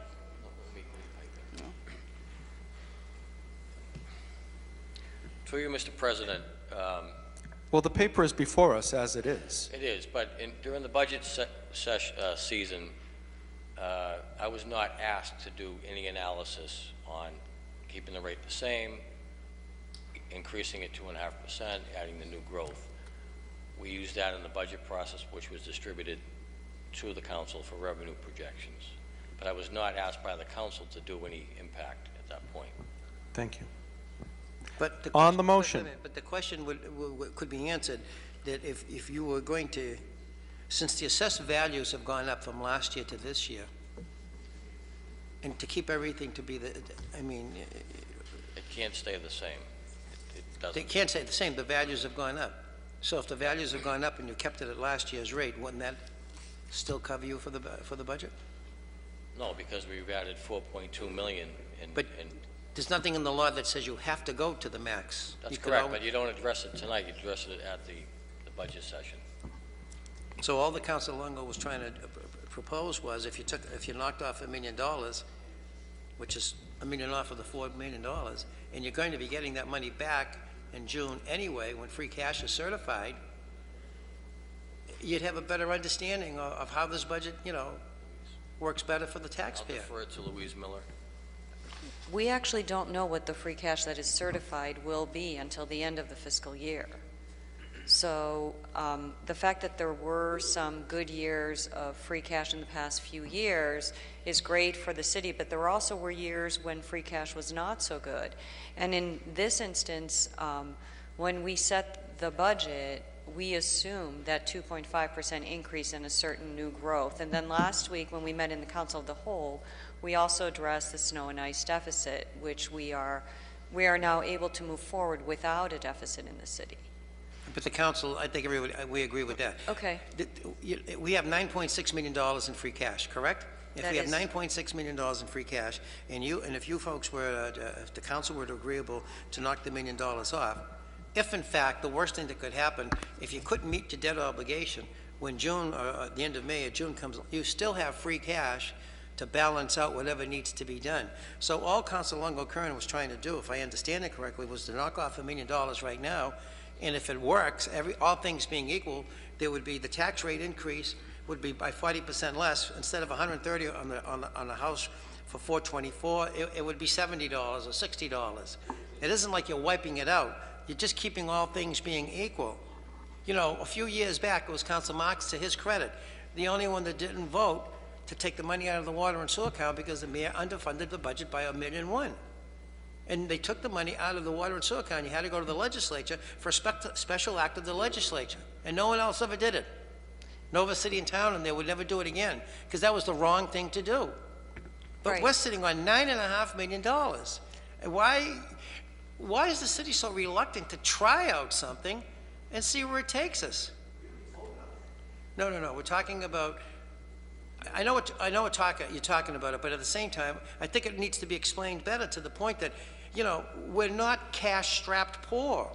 We're sitting on $9.5 million, and even if we get another $6 or $7 or $8 or $900,000 this year, that will offset whatever the $1 million you're taking off the increase in the override by $1 million. I mean, what is so hard to understand this for? I don't understand. No, I certainly understand what you're saying, but it really is the same thing as what occurred a few years ago with the water and sewer, where in order to meet the budget, money was taken out of reserves, and that's essentially what we would be doing here if we were to take money out You'd of be free taking out of cash. free cash, though, Louise, not the reserves of the water and sewer account. No, but free cash is the general fund reserve. Right. So if you have That's what $9.5 that million is. and it keeps increasing each and every year, Point of information, Councilor Camuso. We're still talking about that $1 million that the council took a vote. no, we're talking about the question that he didn't answer. What would it be to keep the tax rate the same as it was last year? It'd be $2.4 million. Half of what Councilor Longo proposed. You double it. Well, a little bit more, 2.4.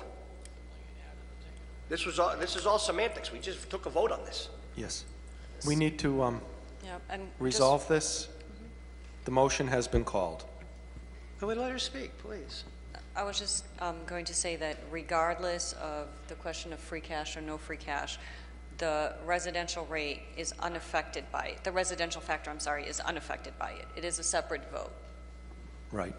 So on that motion, Mr. Clerk, please call the roll. Mr. President, I have an answer for the council's question.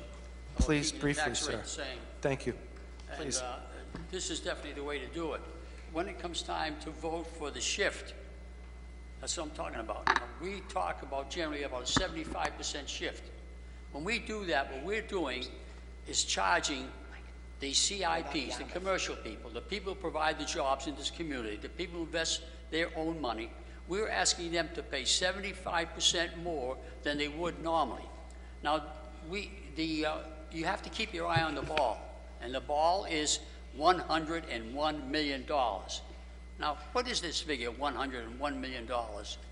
This is actually the tax levy limit. In Medford, the tax levy limit is the tax levy. So now, what Council Penta wants to do is keep the rate the same. You can do that by, instead of shifting, but 175, last year the rate was what, 1170? Well, all you have to do is go over to this sheet here, go over, and it tells you, then you have to just go to, instead of a shift of 175, have a shift of 145. That's all you have to do, Council Penta, and you can do what you want to do. Now, I'm not in favor of that. I'm in favor of the same tax for all people. That's what is really fair. Because what we're doing is we're charging our own people who come here, in fact, some of them are residents too, we're charging them 75% more than they should pay.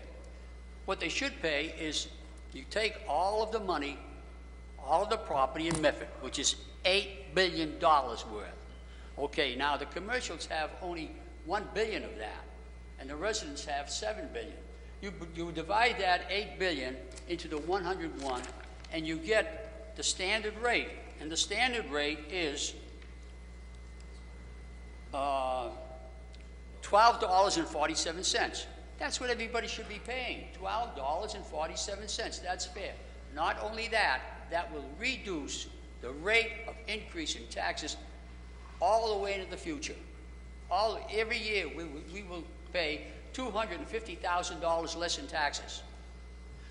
For instance, a few years ago, our tax levy was $90 million. Well, now, only 3 years later, it's $100 million.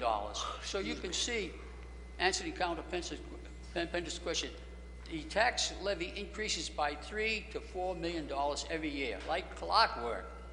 And the only way to reduce that is to have one standard single rate, and that's the only fair thing to do.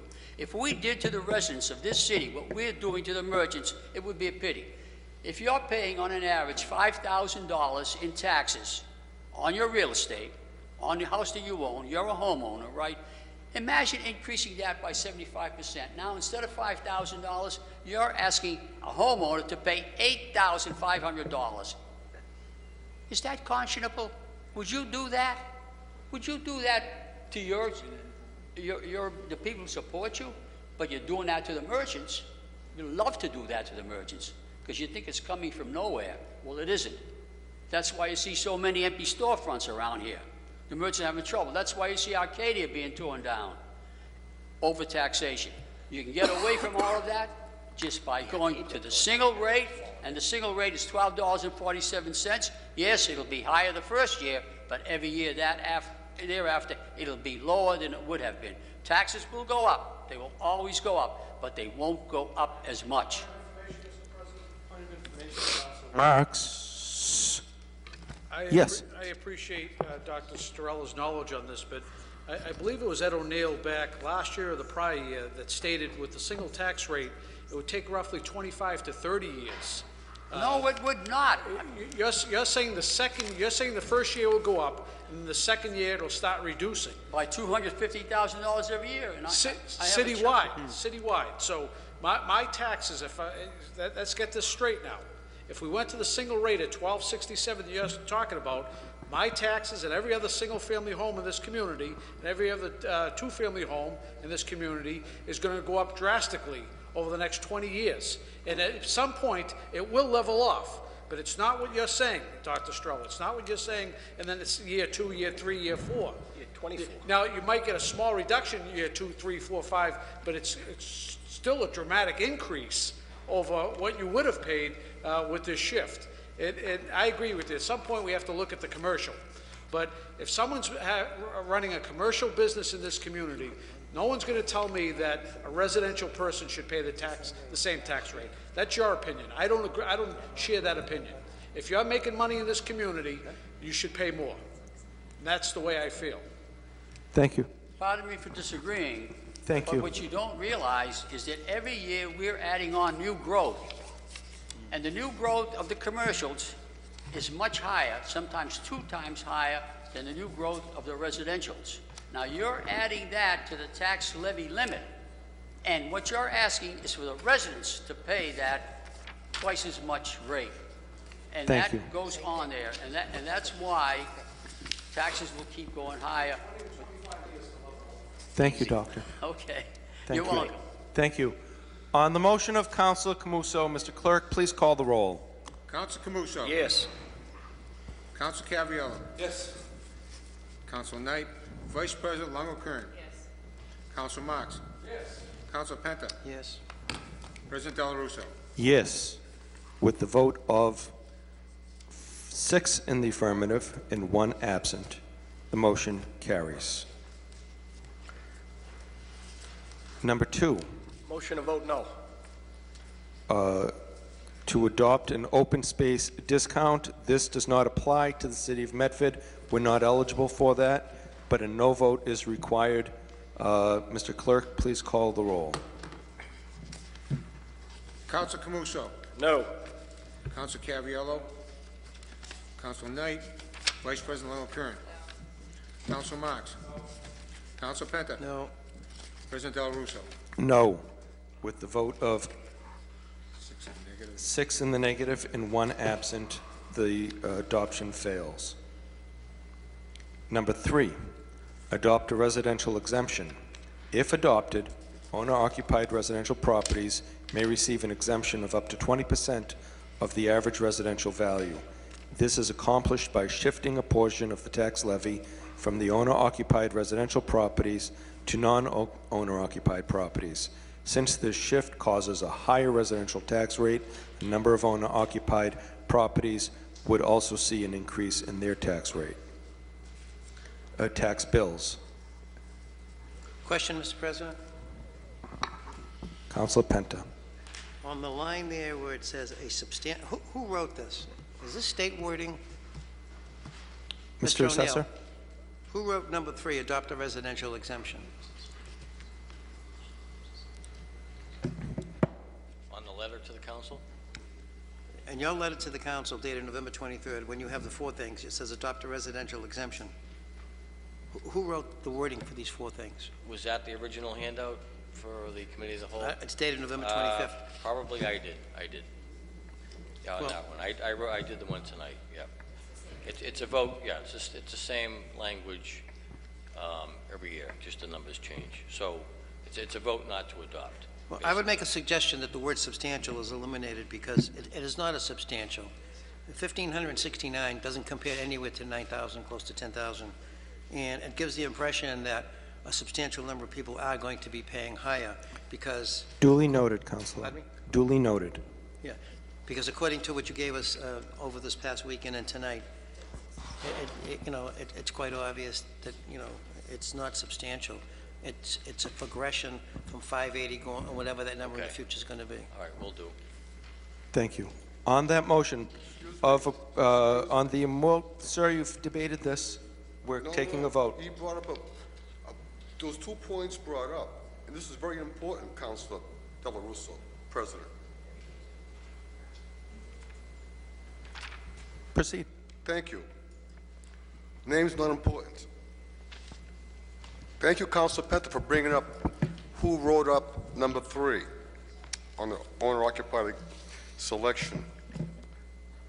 Through the chair, I'd like to ask Ed O'Neill, how many properties will have a savings versus the 1,569 of the owner-occupied would go up, please? That was discussed earlier. I would like a straight Mr. answer O'Neill, before the vote, you're welcome to please. answer that if you'd like. I would like a straight answer. He never said it. He never told me how many properties are going to go down in value versus the 1,569 owner-occupied that will go up. Can I get a straight answer as a citizen? From Ed O'Neill, please, through the chair. It was answered several times, but Mr. O'Neill, you're welcome to Mr. O'Neill, would answer you answer that. the question, please? Could you please vacate the podium so this gentleman can speak? I would be happy to. Thank you very much. Through you, Mr. President, the total amount of qualified owner-occupied would be 12,264. So we did address it in a number of other ways, but so if you took the 1,569, I think Councilor Penta may have said it, just over 10,000 that would experience a decrease in taxes. Thank you. Again, lower than the 580. Thank you. Plus, the apartment buildings would go up as well. Thank you. You're welcome. No further questions. On the motion, Mr. Clerk, please call the... I can speak for a minute. Please. I'm State Cheryl- your name and address for the record. I'm Cheryl Rodriguez. I live at 281 Park Street. It's a single-family home. I live in with my husband and my 7-year-old daughter. My older daughter's in college. I talked to the assessor, and my home value is going to increase approximately 10% this year. My home is not worth $500,000, but if it was worth $500,000, it would be now worth $550,000, which means that even if you gave me an exemption, my property taxes will increase $500 a year, plus the wonderful CPA, which means that my home will now cost me a minimum of $50 extra per month, even with the residential exemption. I think it's important to note that you're not giving me a property tax reduction, even if you give me a residential exemption. I have no tenant that I can turn to and say, can you give me an extra $25 a month so that I can pay only $25 more? Because I know a lot of the renters in this town think that we're all sitting on a money pile. I owe the bank hundreds of thousands of dollars. My home is not going to give me any money. I won't be able to afford to do the new roof on my garage that I need because I'll be paying the city more. So I think you need to factor that in. People need to understand that homeowners aren't getting a reduction. Thank you. Thank you, ma'am.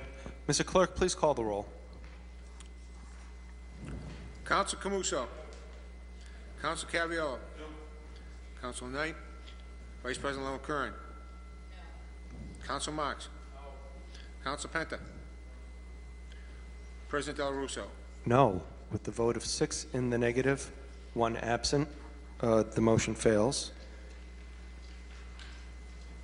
Number 4, adopt a small commercial exemption. If adopted, commercial properties housing a business employing 10 or less people and valued at less than $1 million may receive an exemption of up to 10% of their assessed value. This is accomplished by shifting a portion of the commercial industrial tax levy from these eligible properties to the other commercial and/or industrial properties. Since this shift causes a high commercial and industrial tax rate, all commercial industrial not receiving the exemption would see an increase in their tax bills. Mr. Clerk, please call the roll. Counsel Camuso. Counsel Caviola.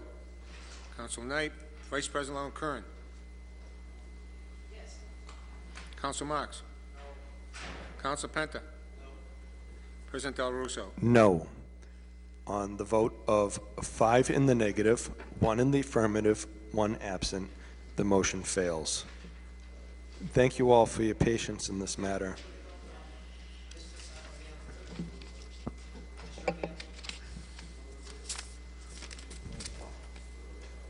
Mr. O'Neill, could you please approach the podium and entertain through the chair the inquiry of Councilor Penta? On the small commercial exemption, you indicate here in the wording that you shift the portion from one group to another. And since this shift causes a higher commercial and industrial tax rate, all commercial, industrial not receiving the exemption would see an increase in their tax bills. Who makes, when you use the purpose of somebody having 10 or more people and the value is less than $1 million, they can receive the exemption. Is that state statute that says that? That's correct, yes. Yep. So how many of these properties exist in the city of Medford?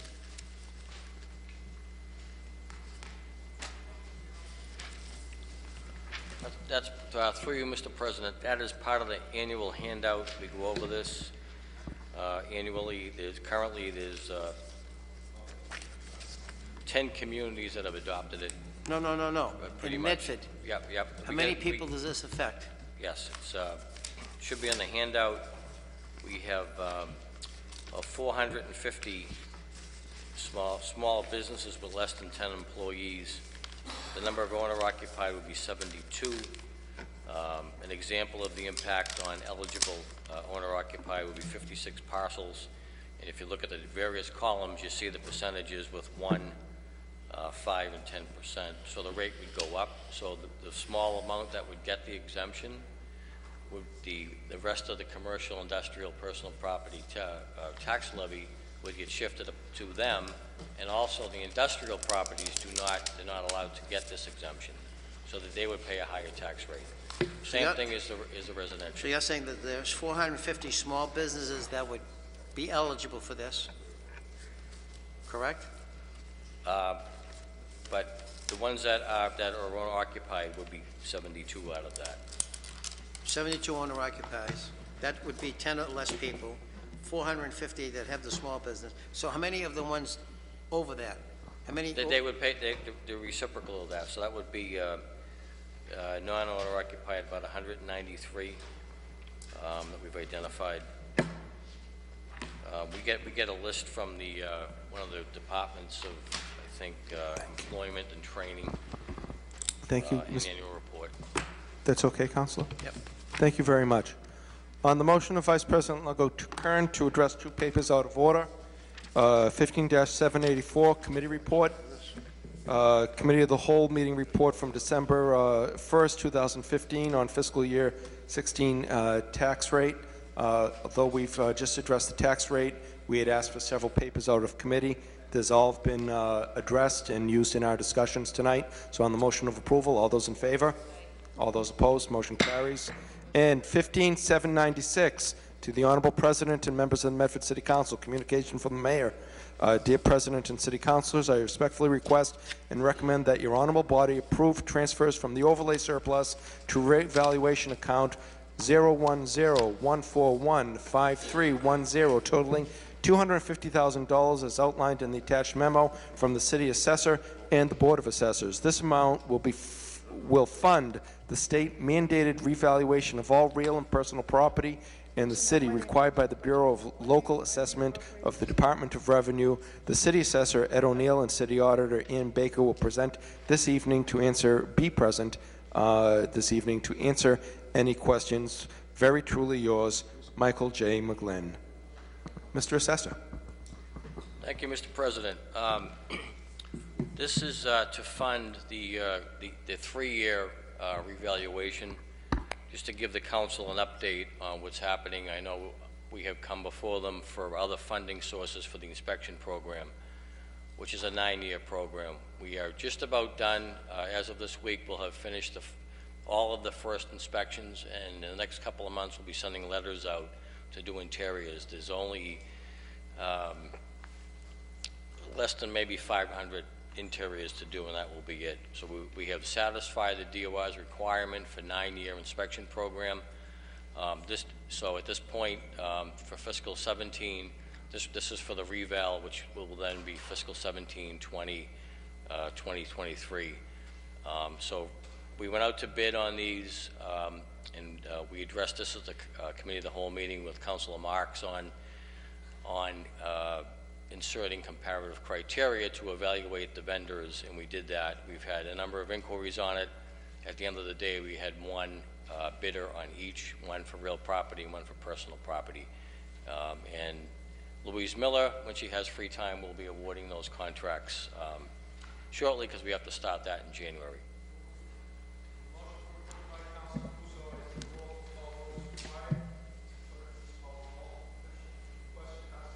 Quick question. When you came before us for the budget, how come this wasn't introduced? You knew what the dollar amount was going to be. We did not, because we have to go out for bid. We don't have that's a moving number. So is this bid going to cover us until when? This will be for the fiscal 17 reval. And then what we do in the interim years, we do the statistical update, which we cover that in my budget, my annual budget.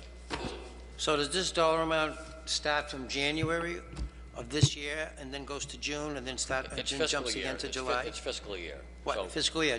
July 17? July 1, 2016, we'll start it, but we'll start doing the analysis and testing the sales in January.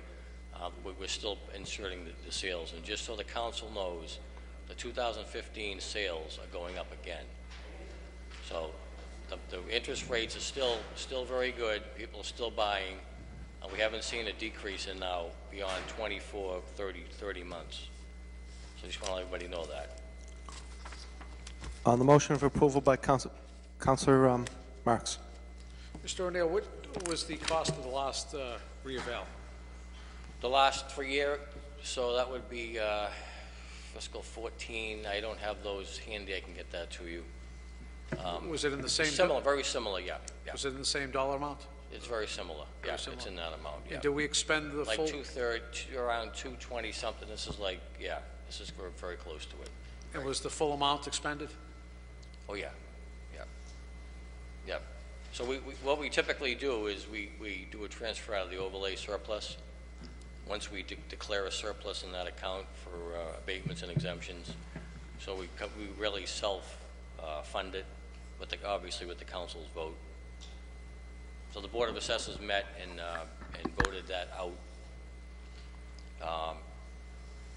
Approved the transfer to surplus. Now it's before you tonight. Mr. President, just if I could, we have Louise. Can I ask Louise a question? When we were in committee of the whole, when we were talking about the different surpluses in the city, the overlay surplus, is that part of the overall $20 million that's looked at? You want to address it? Okay. Yeah, we, for you, Mr. President, we have maybe 5 or 6 years of an overlay reserve. We keep those in there. Historically, they've done it that way here, and I think it's a good idea because we do have some court cases. We do have uncollectibles and personal property, so we need those funds to actually abate anything that's uncollectible on the personal property side. But is this part of the reserves? No, it was not. It is not. Currently, as of November, the overlay balance, after including this, taking this vote money out, was about $490,000. Now, why would this be outside of reserves? If this is something that's kept 2, 3, 4, 5 years? This is an account the assessors maintain by statute to allow for exemptions and abatements. So we have a monthly report that we reconcile between 3 different departments. So it has nothing to do with the bond rating. They don't look at this when they come in and look at our bond rating. They may ask it, but I don't think it's typically not a big number anyway. What do we have in the account now? $490,000 as of November, end of November, our last board meeting, $490. So taking the $250 out, there's $490 left. And then what do we anticipate for July 1st? We're putting in, what are we putting in for the overlay? 574 on the recap. You should have the recap. So that'll bring us up to $750,000 in that account? Well, we have to give the exemptions out. There's about 200 and something thousand of those come January in the bill. So that will come off of that. So out of the 575, we got 200 and some odd that will come off automatically. So that will leave 300 plus the 490. Then we'll have abatements in January. So it's a continuous account that we have. And monies in the overlay surplus can only be used for what purpose? Well, overlay reserve until the statute says that the Board of Assessors and/or the CEO of the municipality, in this case the mayor, could petition the Board of Assessors to declare surplus and release it, which we've used in the past for snow and ice deficits, as well as reval dollars. So we don't budget the reval, the inspection program or the 3-year reval. We take it out of the overlay. And you don't need, that doesn't require approval of the council if the CEO? Oh, it still does. Oh, yeah. Yeah, he can request the Board of Assessors to release overlay reserves to surplus, then it goes before the council. Oh, yeah. When's the last time that's been done? We've had 2 votes last December of 14, December of 13, and we've asked the council the Board of Assessors voted. So, was it the past, December 13 and 14, the assessors voted and came before the council with a paper to vote for the inspections, and this is for the 3-year reval. So if you look in your documents from the last 2 Decembers, you'll see the papers before you. And you said there's 500 homes right now that we haven't done a re-eval to? Well, the interiors, they've gone out and they finished up this week. We did the last reverse 911 to let folks know, and there was like 4 or 5 streets left. And we'll send letters out to set up appointments for walkthroughs for the interiors. And what happens ultimately if someone refuses to allow someone in? As a taxpayer, they can refuse it. They don't have to, but, you know, so what happens is the assessment will be based on the data that's in the system, and if the data is incorrect, you can have an incorrect assessment. So it's always good to make sure you have right information on properties. Thank you. Good luck. Thank you, Councilor Marks.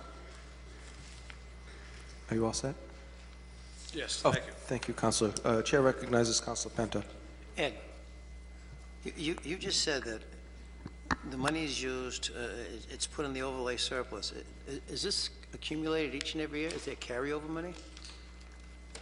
For you, Mr. President, yes, it does. We have it's on page 2 of the recap, probably get close to the top.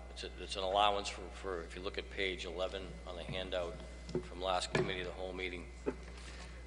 So this is,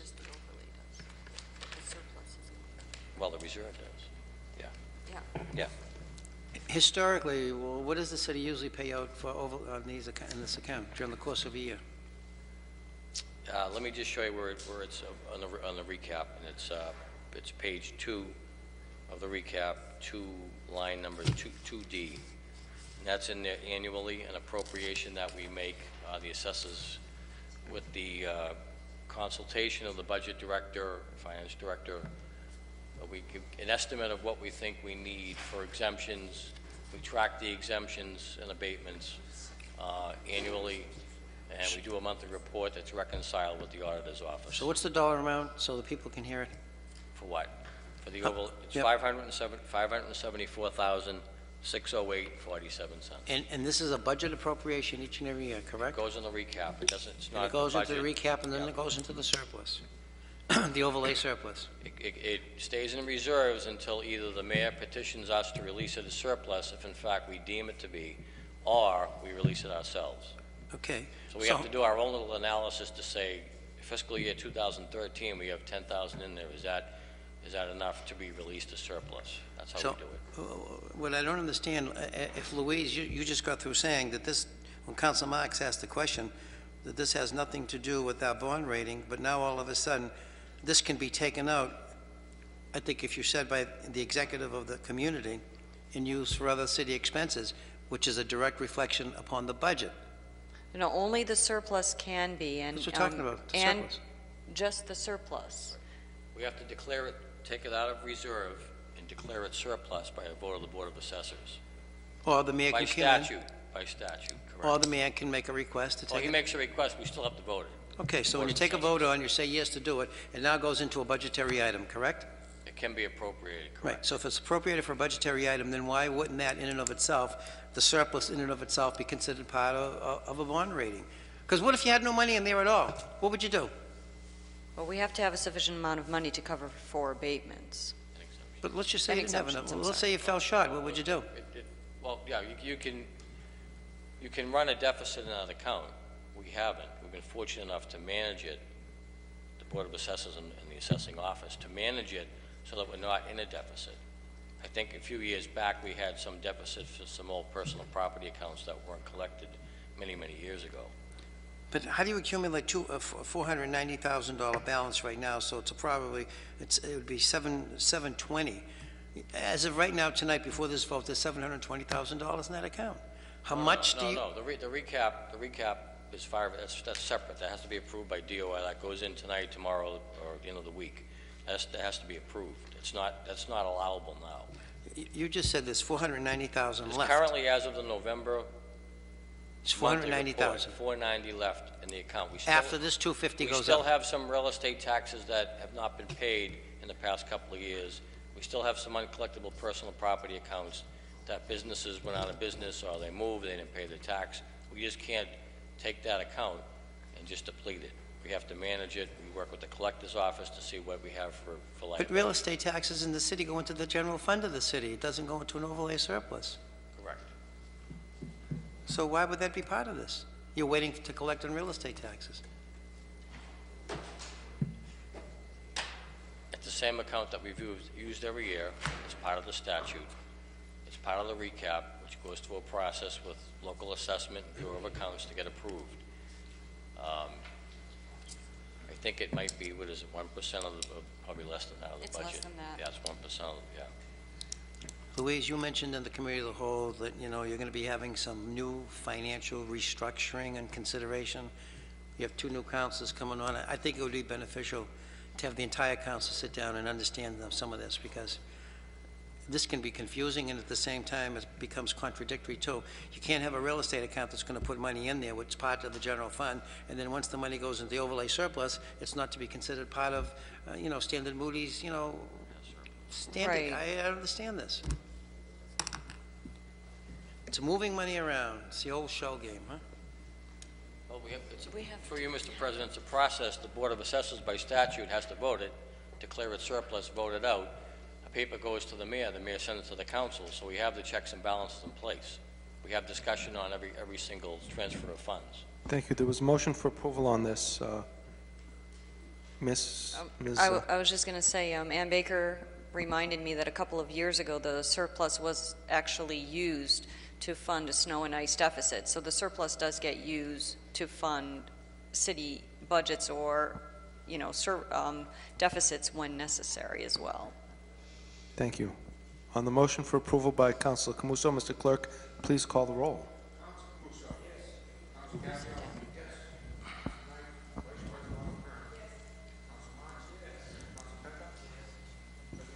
Yes, with a vote of 6 in the affirmative and none in the negative, the motion carries. Congratulations. Thank you.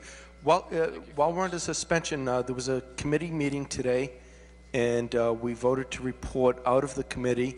We discussed the bond request for $300,000 on the motion of to accept the paper out and to table it. All those in favor?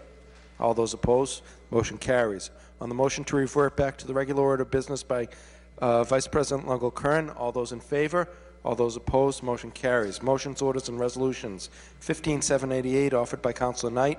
Be it resolved that a representative from Tufts University meet with the council to explain the function of TEMS. Be it further resolved that representatives from the Police Department, Fire Department, and Armstrong Ambulance be requested to attend. On the motion of Councilor Longo-Kern to table, all those in favor, all those opposed, matter is tabled. 15789, offered by Councilor Knight. Be it resolved that the Traffic Commission forward to the council an update on the deliberations regarding citywide resident permit parking. On the motion of Councilor Longo-Kern, that the matter be tabled. All those in favor, all those opposed, the matter is tabled. 15-790, offered by Vice President Longo-Kern. Be it resolved that the Office of Energy and Environment update the City Council with regard to what has been done and what is scheduled to be done from the city standpoint regarding water conservation within city buildings. Madam Vice President. Thank you, President Del Russo. Last week we had an extensive conversation. We had a committee of the whole meeting, and then we had an extensive conversation on the floor, the council floor, with regards to the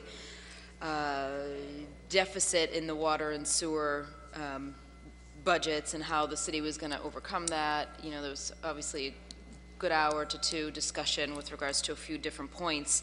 Within that discussion, we discussed the city buildings and the probably lack of update with regards to water conservation.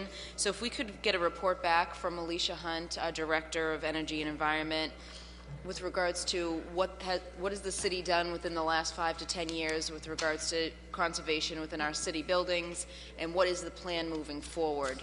I think it's important that obviously the ratepayers are conserving. That was proven, but we also want to make sure we conserve on the city side as well, and I'm sure a number of updates need to be made. So I'd like to just have any information with regards to water conservation, and also like to be updated if any grants are out there, or if we've tried to apply for any grants to help help conserve within our buildings. Very good. So on the motion for approval by Vice President Longo-Kern, all those in favor? Aye. All those opposed? Motion passes. 15-791, offered by Councilor Penta. Be it resolved that one's freedom to speak at or before a city council meeting be discussed. Councilor Penta. Mr. President, most recently, last week, we had a situation here where a commentary was made by one of my colleagues who's not here tonight as It relates to he wanting to congratulate somebody for his recent appointment within a union position, and that's all well and good. And I tried to give my opinion as to why I didn't think it was a good idea. And my commentary was somewhat repressed by you sitting in the chair, Mr. President, because, you know, it's my right to speak. We have every one of these councils over here, men and women, give resolutions on any one given Tuesday night as it relates to who they want to congratulate and what have you. And if somebody has a different point of view, that likewise should be entertained. I wasn't speaking on behalf of anyone but myself. And while somebody is being praised for their promotion, I just did not feel it was correct, because that same one person who you were praising for his promotion was the same person who went into a municipal building and lied and told mistruths about me during this past campaign. And I didn't think that was true and right. And I think the people ought to know this. If you're going to take advantage of sitting here and trying to acknowledge someone, you need to take the opposite side if somebody has a different point of view. There are people that come before this podium to try to express themselves. And sometimes they get shut off, sometimes they're ignored, and sometimes they're being told enough is enough. You know, this is the only forum in the entire community of Medford that people have an opportunity to come and speak. You have a newspaper that's a week late, and that doesn't serve any purpose. You also have a school committee that meets bi-weekly, and sometimes that doesn't serve any purpose, because by the time you get the news after the fact, whatever takes place has already been done. But whether you agree or disagree with the purpose of that podium, it's there to allow the people to come and speak. And my commentary last week was, I did not vote for, nor would I approve of commending anybody who gets a promotion in their union job, who took advantage of his position to come and bash another elected official. I just think it was wrong. I'm a big boy, and I can stand here and I can take any abuse that anyone wants to give. But when they lie and distort the truth and misrepresent, and they get promoted on those principles, that's not the principles of hard and good work.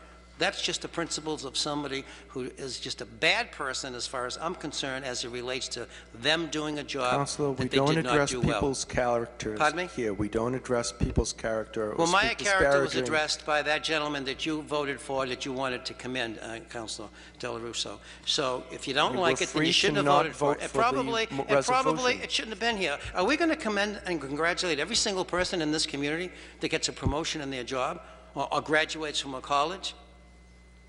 Are we going to do that? We might as well start doing that. There's a lot of people who are left out, who live in side streets, main streets, up in the hillside, West Medford, South Medford, in your own neighborhood, who are wonderful people, and they've done great things here in this city.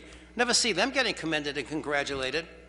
But when you go out of your way to pick a particular person, to congratulate that person who intentionally went out of their way to attack a counselor by saying untruths, mistruths, and lies, I am never going to sit here and let that get by on anyone, whether I agreed with you or disagreed. I would be defending your position, Councilor Del Russo. I wouldn't let anybody do that to you, especially if I knew it was an untruth and it was a lie. Having a difference of opinion is one thing, but telling a lie, I will not stand for. Listen, I've served 39 years as an elected official in this community, and there isn't one person that will be able to come to that rail and say I lied about them. I lied about what I was doing. I don't believe in that. I don't have to do that. And I don't need to have that done to me as it was in this past campaign. And I don't need to have people think that that's what took place, when in fact it did take place. So you can sit there all you want, Mr. President, and I would hope next year, whoever sits in that chair, I think it's your turn, Rick, to sit in the chair. I would hope whoever sits in that chair, and if it's you, you allow people to come and speak, and you'll let them know what the truth is. Because that's the only forum in the city of Medford that allows somebody here to come. Try to go to City Hall, try to go meet with the mayor, get through the 4 secretaries. Good luck to you, and try to get your opinion expressed around here. It's right there. There's the podium where it all begins and where it ends, and hopefully that stays that way, because that's the people's forum, and that's what we're getting paid to do, to represent the people, not to represent ourselves and to give out jobs and take care of each other with political appointments. No, that's not what we're here for. That's not what I'm here for. And I will never, ever allow anyone in this community to stand there and lie about me in public or in private, knowing when it's false, it's not true, and I would stand here and defend any one of you and those sitting on that community, out in that audience, because that's not the way government should be run. If you want to win an election, do it the right way, do it the honest way. Don't go in there and lie about someone to try to generate votes, because that's what took place. You can say all you want, about the resolution that Mr. Knight and the gentleman that he wanted to congratulate last week. But I don't buy it, I don't accept it, and I think it was a terrible, terrible act that that gentleman committed here in the city of Medford, trying to con union members into this community, making them believe bad things about me during this past campaign, and I will not stand for it, and I do not accept it. Thank you. Councilor Camuso. Thank you, Mr. President. And unfortunately, this has been a nice meeting, I thought, and I still do. But, you know, I'm not going to sit here and just let Medford resident be bashed, to be quite frank. We're all entitled to our opinion, as Councilor Penta said. A campaign took place for several offices in the community, and nobody knows what happened in this particular matter. Nobody. But what happened last week during a congratulatory citation when family members, young kids that happen to maybe be watching this, it was classless. It was absolutely classless, in my opinion. And I understand the frustrations possibly, but this is right up there when the same councilor talked about a freshman captain on the girls' hockey team and berated her and said that the girls didn't even want her to be captain, and the mother came storming down here. It's classless. It's classless, Mr. President. We don't know what happened in that particular matter, nor will anyone that was, other than the people that were in that room, may not know what happened. And I agree with the councilor. We can all put any resolutions on and this and that and thank people, but last week, when it was a resolution of just to say congratulations, there's resolutions that every single member of this council have put on over the years. Maybe it was congratulating someone that was convicted of a crime. Maybe it was other stuff. And there's been instances where maybe people have been uneasy about supporting a congratulatory resolution or something along those lines. But the fact of the matter is, it just wasn't the appropriate time. If the gentleman has a problem with anyone, maybe pick up the phone and call him. I just wish it didn't get to this evening. I was hoping that last week was the end of it, but I just can't sit here and here's the other piece of it too. It is a big, the particular promotion that this gentleman received is a very, very, very big promotion. It's the vice president of the Teamsters, who the president is Sean O'Brien, that we know. But there's over 500 members of the Teamsters Local 25 right here in this community. It's not the City Hall employees, it's not the secretaries, it's not the DPW only. You got many, many, many, many, many Teamsters that live in this community. And like I said, Mr. President, this is America.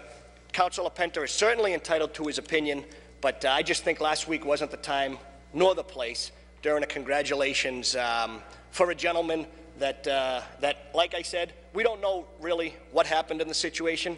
There's two sides to every story, but I just couldn't sit here, and I just wish that this didn't come up another week, because it's unfortunate that this took place. But that's all I got to say. You know, other than that, I'm really just speechless that during the congratulations this would come up. But Councilor Penta is certainly entitled to his right to say anything he wants, and he's got to stick by it. He's got to stick by it if he's asked questions on it or what happened or anything. So there's really nothing else I can say. Thank you. Please state your name and address for the record. Joe Villalone, 59 Garfield Ave, Medford, Mass. Albuquerque, New Mexico, December 15, 2009, 6 years ago, next week. The commission there, for 2 months, from October to December, was having the residents of Albuquerque go up and submit what they were going to discuss, and the council decided if they would entertain the citizens or not. The ACLU fought with the citizens and slammed that down. It's pervasive across the country. You can Google it and you can find these lawsuits. New York, there's a similar case in New York of people like myself coming to the council and getting censored with the gavel or point of information or anything to throw you off balance so that you can't speak. Now, I commend Councilor Penta. I agree with him 1,000%. And I would appreciate not being interrupted, because I didn't interrupt you. I heard you, sir. I heard you, and it was condescending and it was wrong. And people in glass houses shouldn't throw stones. Again, see, this is how people are censored. So people watching, this is how people are censored. When you're interrupted by councilors, so now you can consider the source and see what's just happened to me, and you understand that Councilor Penta was 1,000% right. It was wrong of one councilor to keep putting commendations on when there are motions and resolutions. Now, look at the track record of every councilor. Councilor Marks, Council President, I believe Council President might have 2 or 3 motions in the past 6 years, while Councilor Marks does a lot of hard work. The citizens, and again, I'm being censored again, because when someone laughs and jokes and snickers, that's what this is all about, free speech. That's what happened to Councilor Penta last week. Forget the topic, forget the individual. This councilor started raising his voice, talking over Councilor Penta, and censoring him. Now, in a conversation, not a monologue, you hear from one individual, you hear from another, then you hear from another. That's a conversation. We're having that conversation. The councilor here was totally wrong, talking over Councilor Penta. That has happened to him a number of times. This 10 minutes that we get here at the City Council, with no Access TV, paying for Access TV, watching as only 11 citizens come out week after week, because one citizen here said to me, it's not apathy, Joe. It's not apathy. They're afraid that you can't fight City Hall. And it has come to this, that a councilor has to put it on the agenda so that we can have free speech. I submit that councilors-elect Scarpelli and Falco consider this very carefully. Councilors-elect Scarpelli and Falco should know next year that we, the people, want to talk to you. You're the public servants and we're the public. We want to have uninhibited free speech with our city councils to talk about taxes, to talk about public access TV, to talk about decorum.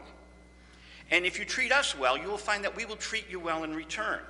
Treat us poorly,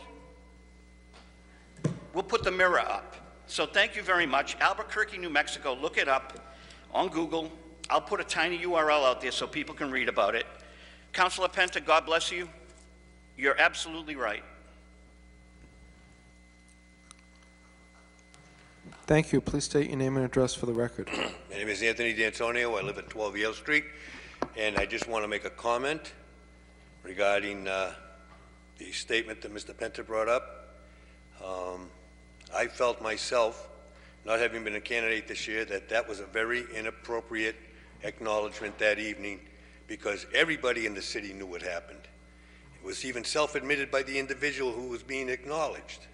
And then Mr. Penta was besmirched, saying that he did something that he did not do, because I was there when Bob Penta went up to defend his name. So it was inappropriate. There was no place for it. If you want to acknowledge him, send him a bloody card. Thank you. Thank you. Please state your name and address for the record. Thank you, Mr. President. Robert Capucci of 71 Evans Street.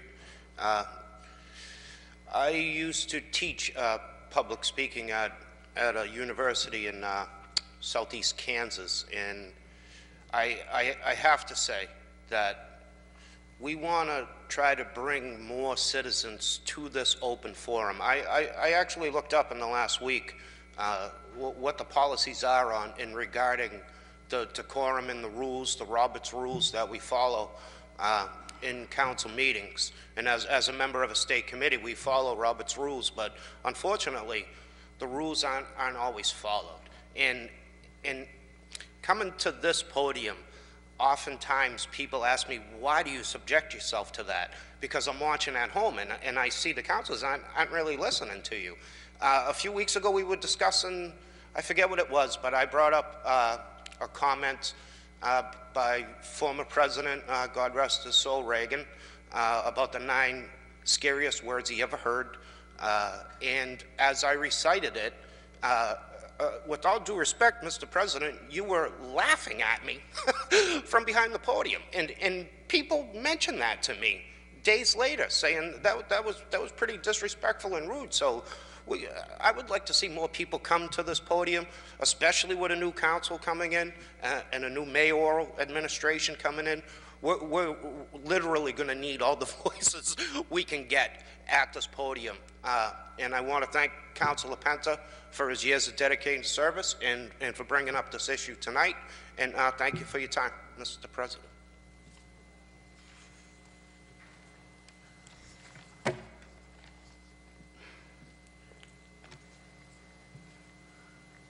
Please state your name and address for the record. Castanetti, 20 Cushion Street. Once upon a time, the union served a really good cause when my grandfather was digging a ditch to build the pumping station on Spot Pond so they could pump that water up to the hidden res. These days, I'm not sure what's going on with the unions. Maybe it's a bit out of control. Nothing to do with the other side of Jimmy Hoffa Stadium, but got to put things in perspective, I think.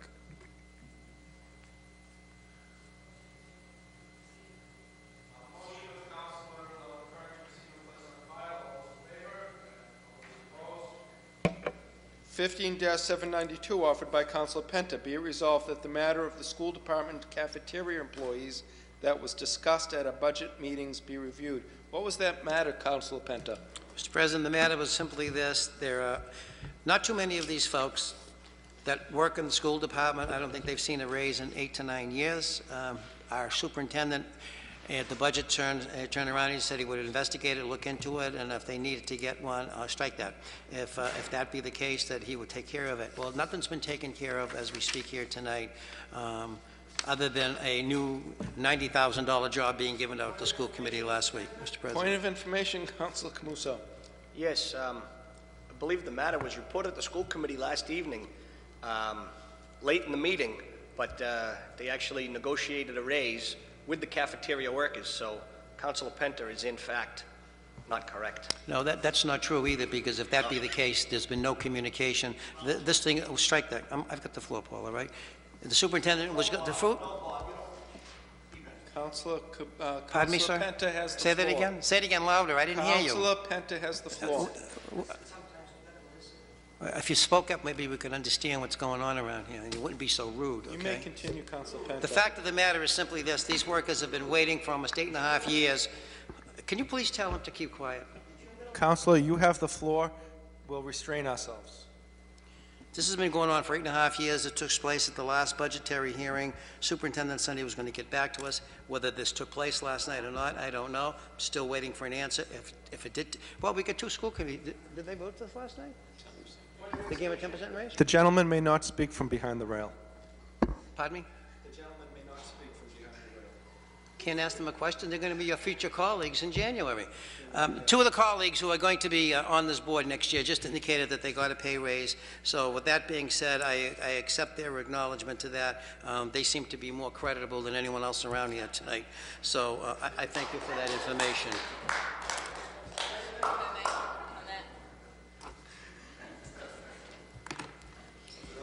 Chair recognizes Councilor Longo-Kern. Thank you, President Del Russo. On this issue, at that time, we also brought up the discussion with regards to kindergarten aides and their 7 cents an hour raise, and trying to look into that as well. We know administrators were getting $7,000, $8,000, $9,000+ raises. So at our budget meetings in June, we did ask the superintendent to also look into kindergarten aides.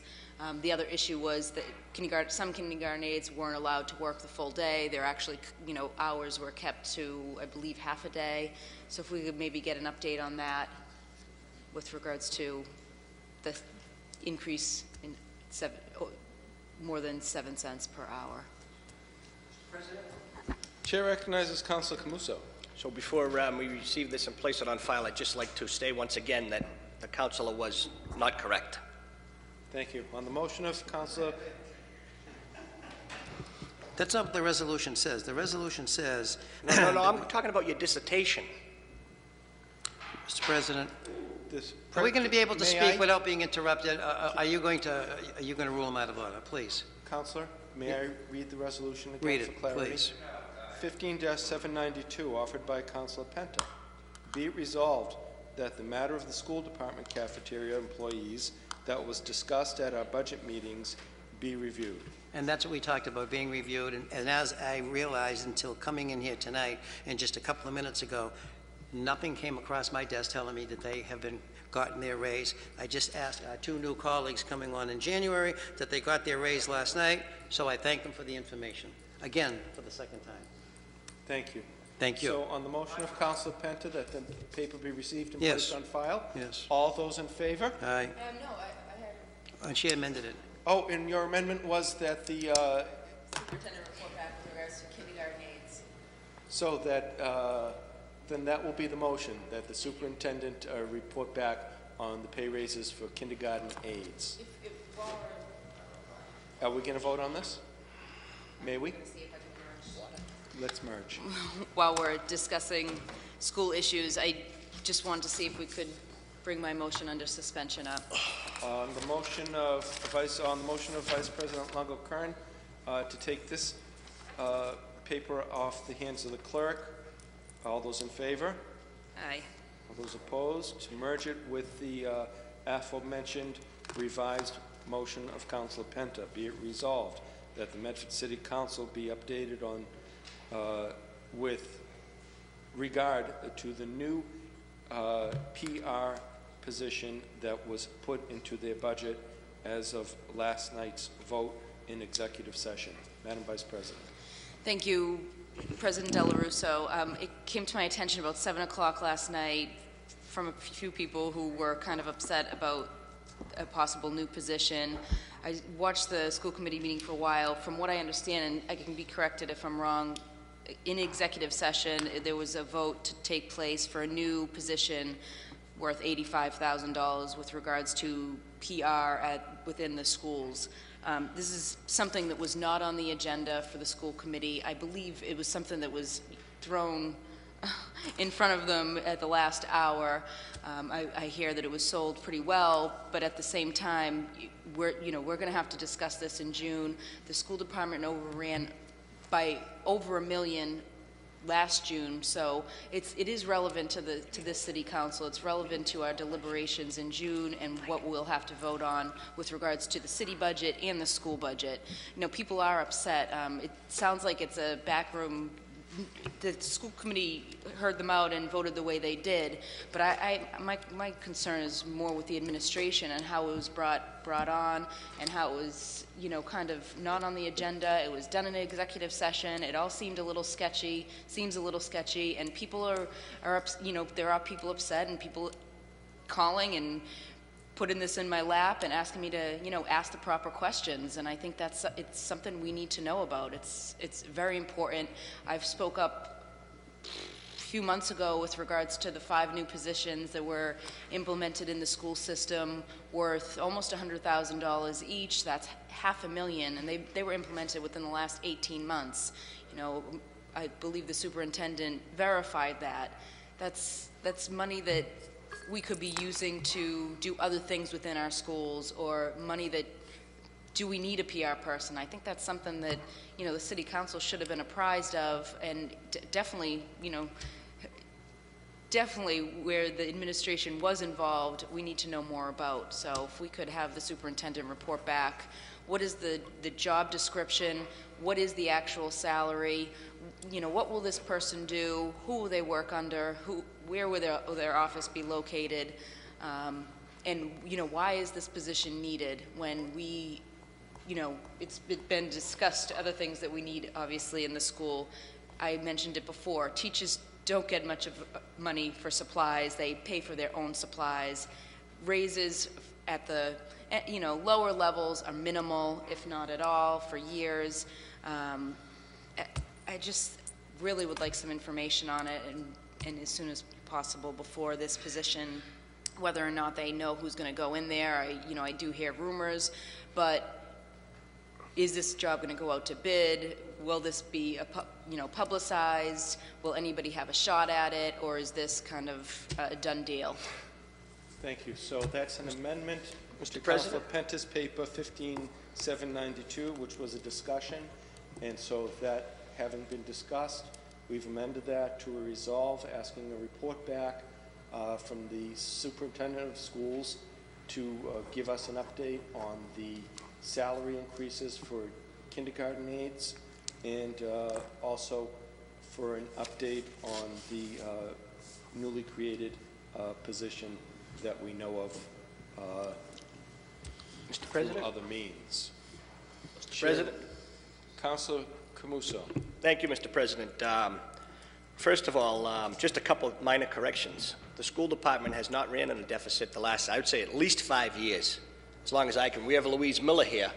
who can verify that. The council has stated that $1 million overrun last year. That we haven't billed them out, I would say, since 2004 or 5. That's probably the last time that they had to be billed out, and it was during tough economic times. The second thing is, this was done actually in open session, because I saw the same point where the cafeteria workers were discussed, so that was not true as well. The last thing is, I think the sketchy part of this whole thing is someone's talking about negotiation and legal matters out of executive session. I mean, that should be investigated. Obviously, the counselor has her ear to the ground, and someone is reporting to her about executive session stuff. Until that is approved at the next regularly scheduled meeting, the minutes and stuff, it's not something I mean, that's the sketchy part of this whole thing. So maybe we could ask the superintendent of schools to maybe look into that as well. With that being said, So is that a no, I'm not going to. I'm being facetious on that. Thank you. But obviously, there's a purpose for executive session, and that's for negotiation and legal matters, and that's to discuss the pay raises, negotiation and legal matters, whether the teachers, the custodians, the secretaries get a contract. So, like I said, obviously there was a lot discussed last night in negotiation and legal matters, as it appeared to be after the fact when it was back in open session. But so I just wanted to point those few things out. The biggest thing was, though, that the school department has not been $1 million in deficit. I'm glad to see the two new counselors over there shaking their head, because they know the budget. They've been around for quite some time, and that has not been overrun in at least I would say 6 or 7 years. I don't want to go any further, because I know there was a rough patch where we did have to build them out. I believe it was before Louise Miller, though. And Louise, you've been here how many years now? 4 years now. So, but I think that's those few factual things I just wanted to point out. And here's the other thing, last but not least, I don't know much about the position, but a lot of people have been talking about we have to make the Medford Public Schools more attractable to people and stuff. And if this is a public relations that's going to get people back from charter schools, get people back from maybe Minuteman, from other schools that we're actually doing, I mean, this position could pay for itself. But like I said, as I have in all matters since I've got on this city council, I do believe the school department and the school committee are tasked by the taxpayers, and if it's something that they're saying they need, then I support it wholeheartedly. Thank you, Counselor. Chair recognizes the citizen at the podium. Thank you. Please state your name and address for the record. Jean Martin, Welcome. 10 Cumming Street, and my blood pressure is going through the roof again. This is unessential spending. There's, first of all, word of mouth. If we have a technical high school that has awesome stuff in it because we have a building fund that puts money into the building, the word of mouth is going to be, oh man, Medford High has a great tech school. That's going to be word of mouth. I hire construction people. I hire plumbers and electricians for my house. And word of mouth is the best. Not the ads, not the fancy ads. You talk to people and you say, you used Mike, how did he go? That's what you do. And when he gets reputation after reputation, then you go with Mike. It's that simple. And so what I'm saying is, with all due respect, we're hiring a spin doctor for our schools. That's what you're doing. You're hiring a spin doctor. And you're going to put a spin, and you're going to try to put a nice package on something. Well, let the package speak for itself. Okay, this is an excessive amount of money, and I mean, I pick on other issues too in the city of excessive spending, and this is just one position that we do not need and should not be had by the city. And it has nothing to do with the quality of education, and it's absolutely absurd. So, thank you for listening to me. There's very few issues that get my blood up more than ridiculous spending. So let's put a marquee on the theater and not hire this guy. Thank you. Thank you. Chair recognizes Vice President Longo-Kern. I think I'm good. I just wanted to point, I didn't mean to say deficit. I think the school department's budget was increased by over $1 million last year. Increased. It was not running a deficit, but I believe it was increased. Yes. 2.2? 1.2? Yeah. Chair recognizes Council Camuso. I would just hope that this doesn't have to do with other unions and union leadership that may be bucking up at the school system, whether the Secretaries Union wants this in their association or other unions, because that certainly could be a person of the general, I want to use my wording correctly, person of the general mind could think that this is the union issue, similar to the Teamsters that we just talked about a few minutes ago. But with that being said, I just want to say if the school committee and the school department think it's needed, then I support them. They were elected by the citizens of Medford, as were we.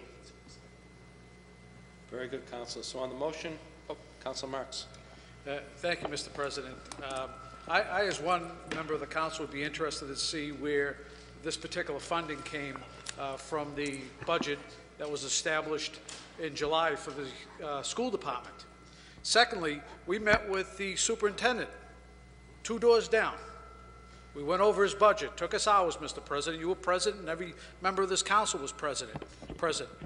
I don't remember one word uttered by the superintendent of schools saying he needed a position of this nature. And that's fine. All of a sudden, 6 months after the budget, 2 weeks before the mayor leaves office, they decide to put an $85,000 administrative position on the school side. And I can almost guarantee, and I will guarantee, Mr. President, there will not be a nationwide search. That person will be found very close to this building. That person may even work in this building right now. And I can guarantee you, Mr. President, and I'm not privy to any inside information, but I can guarantee you, Mr. President, what's going to happen. And I think it's a shame that it's going to go down this way, Mr. President. I really do. I think it's a shame. When we talk about education, it was already mentioned about the lack of supplies in the school system, the fact that our new schools, which are 15 years old, need millions of dollars in repair, and, we have sports teams that can't get uniforms, and here we are creating another administrative position. Yeah, it sounds great, Mr. President. Am I talking too long, Mr. President? No, I'm agreeing with you. Oh, okay. It sounds great with the position, Mr. President, but, how many times has this council said we'd like to see another code enforcement officer? How many times have we mentioned about putting on, Councilor Penta mentions all the time about new police cars every year, making sure we have 3 or 4 new police cars every year? It never gets looked upon. But all of a sudden, there's a need to place someone, because this administration's leaving, place them in another position, bango. We found an $85,000 job. Just happens to be what you're making now. We'll just move you over, lateral move. No one will be the wiser. That's a shame, Mr. President. It really is a shame. And, I'd like to know, maybe the school department budget is bloated. If they can find $85,000, $90,000 like that at a whim, maybe it's bloated, and maybe this council hasn't done their due diligence and their homework when it comes up for budget review to make sure we scrutinize that budget and make sure there's not hundreds of thousands of dollars left so they can play games with it, Mr. President. That concerns me, Mr. President. We just had a security scare. We had a woman walking around robbing 8 pocketbooks at the McGlynn School, and then the school department came out, and good for them. Now they're going to be passing out ID badges and so forth, and I hope it works. I hope it works. But I don't think we need an $85,000 PR position. I think we need $85,000 in security, people walking around our buildings, Mr. President, and make sure our kids are safe in those buildings. And not a PR person that's going to sit in an administrative office and do nothing, Mr. President, because that's what's going to happen. The only PR person that school system has had for the last 15 to 20 years has been a great PR person, and it's the superintendent of schools. You can't find a better PR person. You can't find a better PR person. So, it is what it is. It's a shame that government has to work this way. It's everything that I hate about government, Mr. President, and it's a shame a couple of weeks before this administration's leaving that he's trying to create all these positions and these golden handshakes before he leaves. Maybe the mayor should create his own business and hire these people to work for him. Maybe the mayor should hire these people, Mr. President, and not put it on the back of the taxpayers in this community. Thank you, Mr. President. Thank you. So on the motion, Thank you, Joseph Villione, 59 Garfield Ave. I want to thank Councilor Marks. Very accurate. that October 30th robbery at the McGlynn School wasn't announced until November 3rd, strangely, 2 hours after the election. That was very odd, but the police sent out a press release last week about a woman getting on a school bus and sitting down with the students and telling them that her baby had died. Now, how can a school bus driver let someone come on a bus? This is the second incident within a month or a month and a half. So Councilor Marks is right, that $85,000 must go to security, because if we're going to have public access TV up at the high school, I certainly don't want a PR person. I want a security team up there. God knows what can happen up that dark alley. On the motion of Vice President Longo-Kern as amended, all those in favor? Roll call vote has been requested. Mr. Clerk, please call the roll. Council Camuso? Yes. That was the motion for the report. That was the finished motion, or the clarified motion of Councilor Penter, actually. Council Camuso? Yes. Council Cavanagh? Yes. Council Knight? Vice President Longo-Kern? Yes. Council Marks? Yes. President Del Russo? Yes, with a vote of 6 in the affirmative, 1 absent, the motion passes. 15-739, offered by Councilor Penta. Be it resolved that Medford residents Henri and Eveline Milorin be awarded a council citation for their continuing supporting work within the disability community within Medford and with surrounding communities. Their efforts were most recently recognized at the November meeting of ARC, a nationally recognized organization that deals with the intellectual and physical disabilities of those less fortunate. Councilor Penta.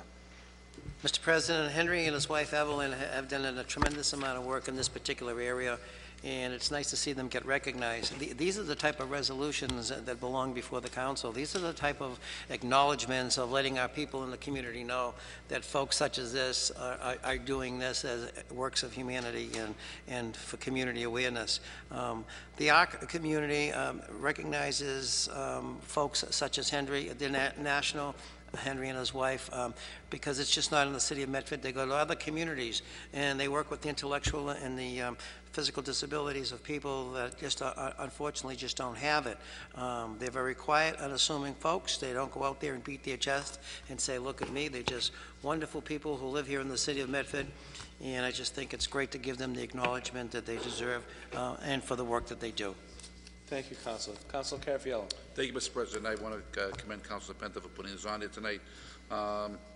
Having a person in my own family that's intellectually and physically disabled, I know the work that Henry and his wife have put in helping these people with these type of problems. And just this weekend, I was able to reach out to Henry for some assistance in helping a veteran over the weekend.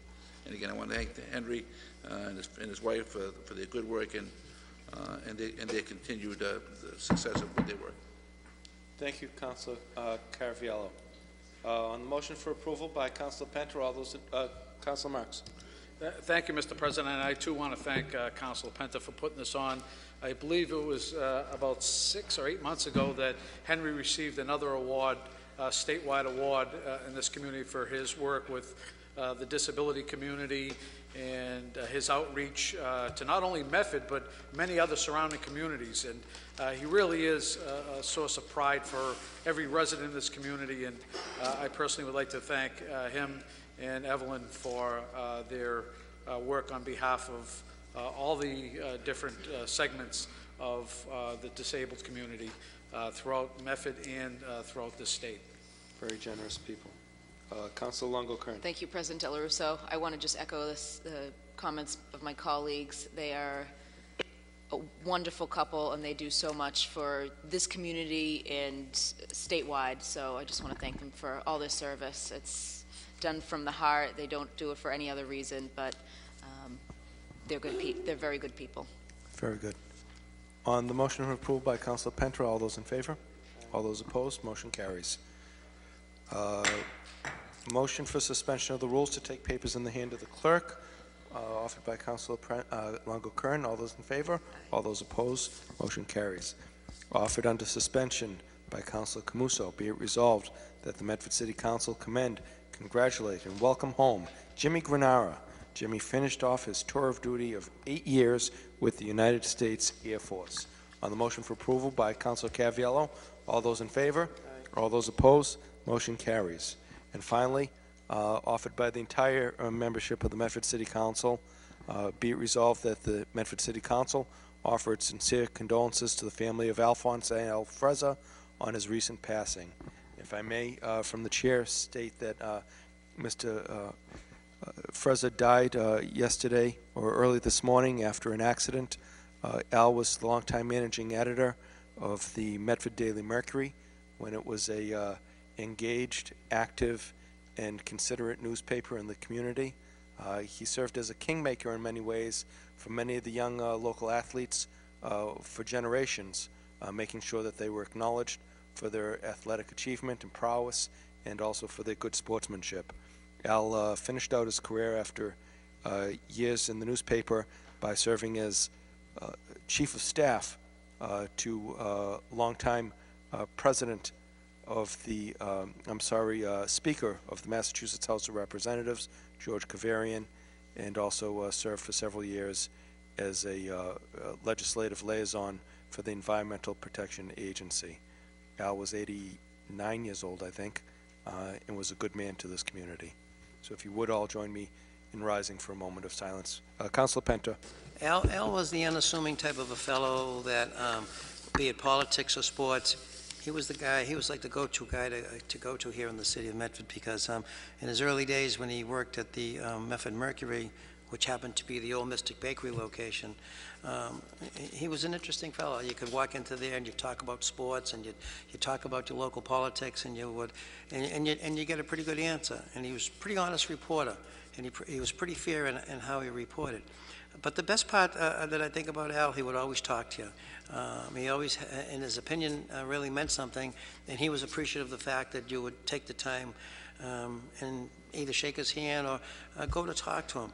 You know, he's the type of a staple here in the city of Medford that's you don't see very often, you know, and unfortunately he's no longer with us. But I would hope that his family and friends that did love him and did respect him understand that, you know, it's a part of your life, it's a part of our city, and as Council President Del Russo alluded to, when he was writing for the Medford Mercury, he was a pretty fair guy, very hard to find in today's journalism. And so with that being said, I think we take the moment of silence. Thank you, Mr. President. I would be remiss if I didn't say a few words about this gentleman. You know, when I came on the school committee scene back in 1999, I didn't really know Mr. Frezza, but when I met him, he was one of those guys that you pick up the phone, you make sure you go see, like Paul Kavanaugh, Honorable Justice Adam Alden, and just a real nice guy. I had the opportunity of getting close with Mr. Frezza through my wife's uncle, Bob Mayako, and so for the past 10 or 12 years serving with Uncle Bob here on the City Council, I got pretty close with Mr. Frezza to the point where I'd have coffee on Sunday nights once in a while with him and Justice Kavanaugh down at Brigham's, and just a real good guy, you know. But when I got the call this morning, it's one of those things that you just didn't want to believe, you know, because just this past weekend he was out and about, Stop and Shop, doing his shopping with former President Mayako, and just a really good guy. I'd also like to acknowledge, you know, Bob Mayako was very good to Mr. Frezza, especially after he couldn't drive anymore and stuff. Just a real gentleman. I mean, you didn't see Al if you didn't see Paul Kavanaugh or Bob Mayako on his arm. So for that, I'm sure that the Frezza family is very appreciative where Al's family, a lot of them were out of town, but he certainly had his Medford family. And I know I'll miss him over at Bob and Cheryl's house on some of the holidays and things of that nature. So may he rest in peace. Thank you, Mr. President. Again, I've known Mr. Frezza since I was a child. Mr. Frezza was a very close friend of the Caraviello family for many years, and not a day goes by that when I see him in Colleen's, I would always stop, have coffee with him, and just listen to the wisdom that he would give to you to me, myself, and just to anyone who was there. Again, like same as Ben Aberbrook, Wally Counts, those type of men just aren't there anymore. And he'll surely be missed in this community.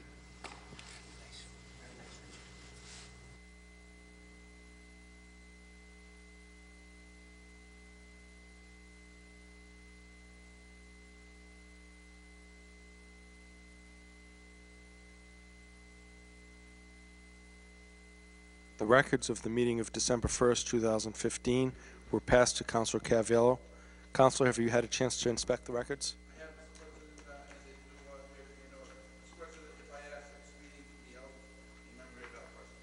And so noted, this meeting is held by the motion of Councilor Caviello in memory of Al Frezza, and also Councilor recommends the approval of the minutes. Yes. So on the motion of approval of the minutes, all those in favor? All those opposed? Motion for adjournment by Vice President Longo Kern. All those in favor? All those opposed? Thank you.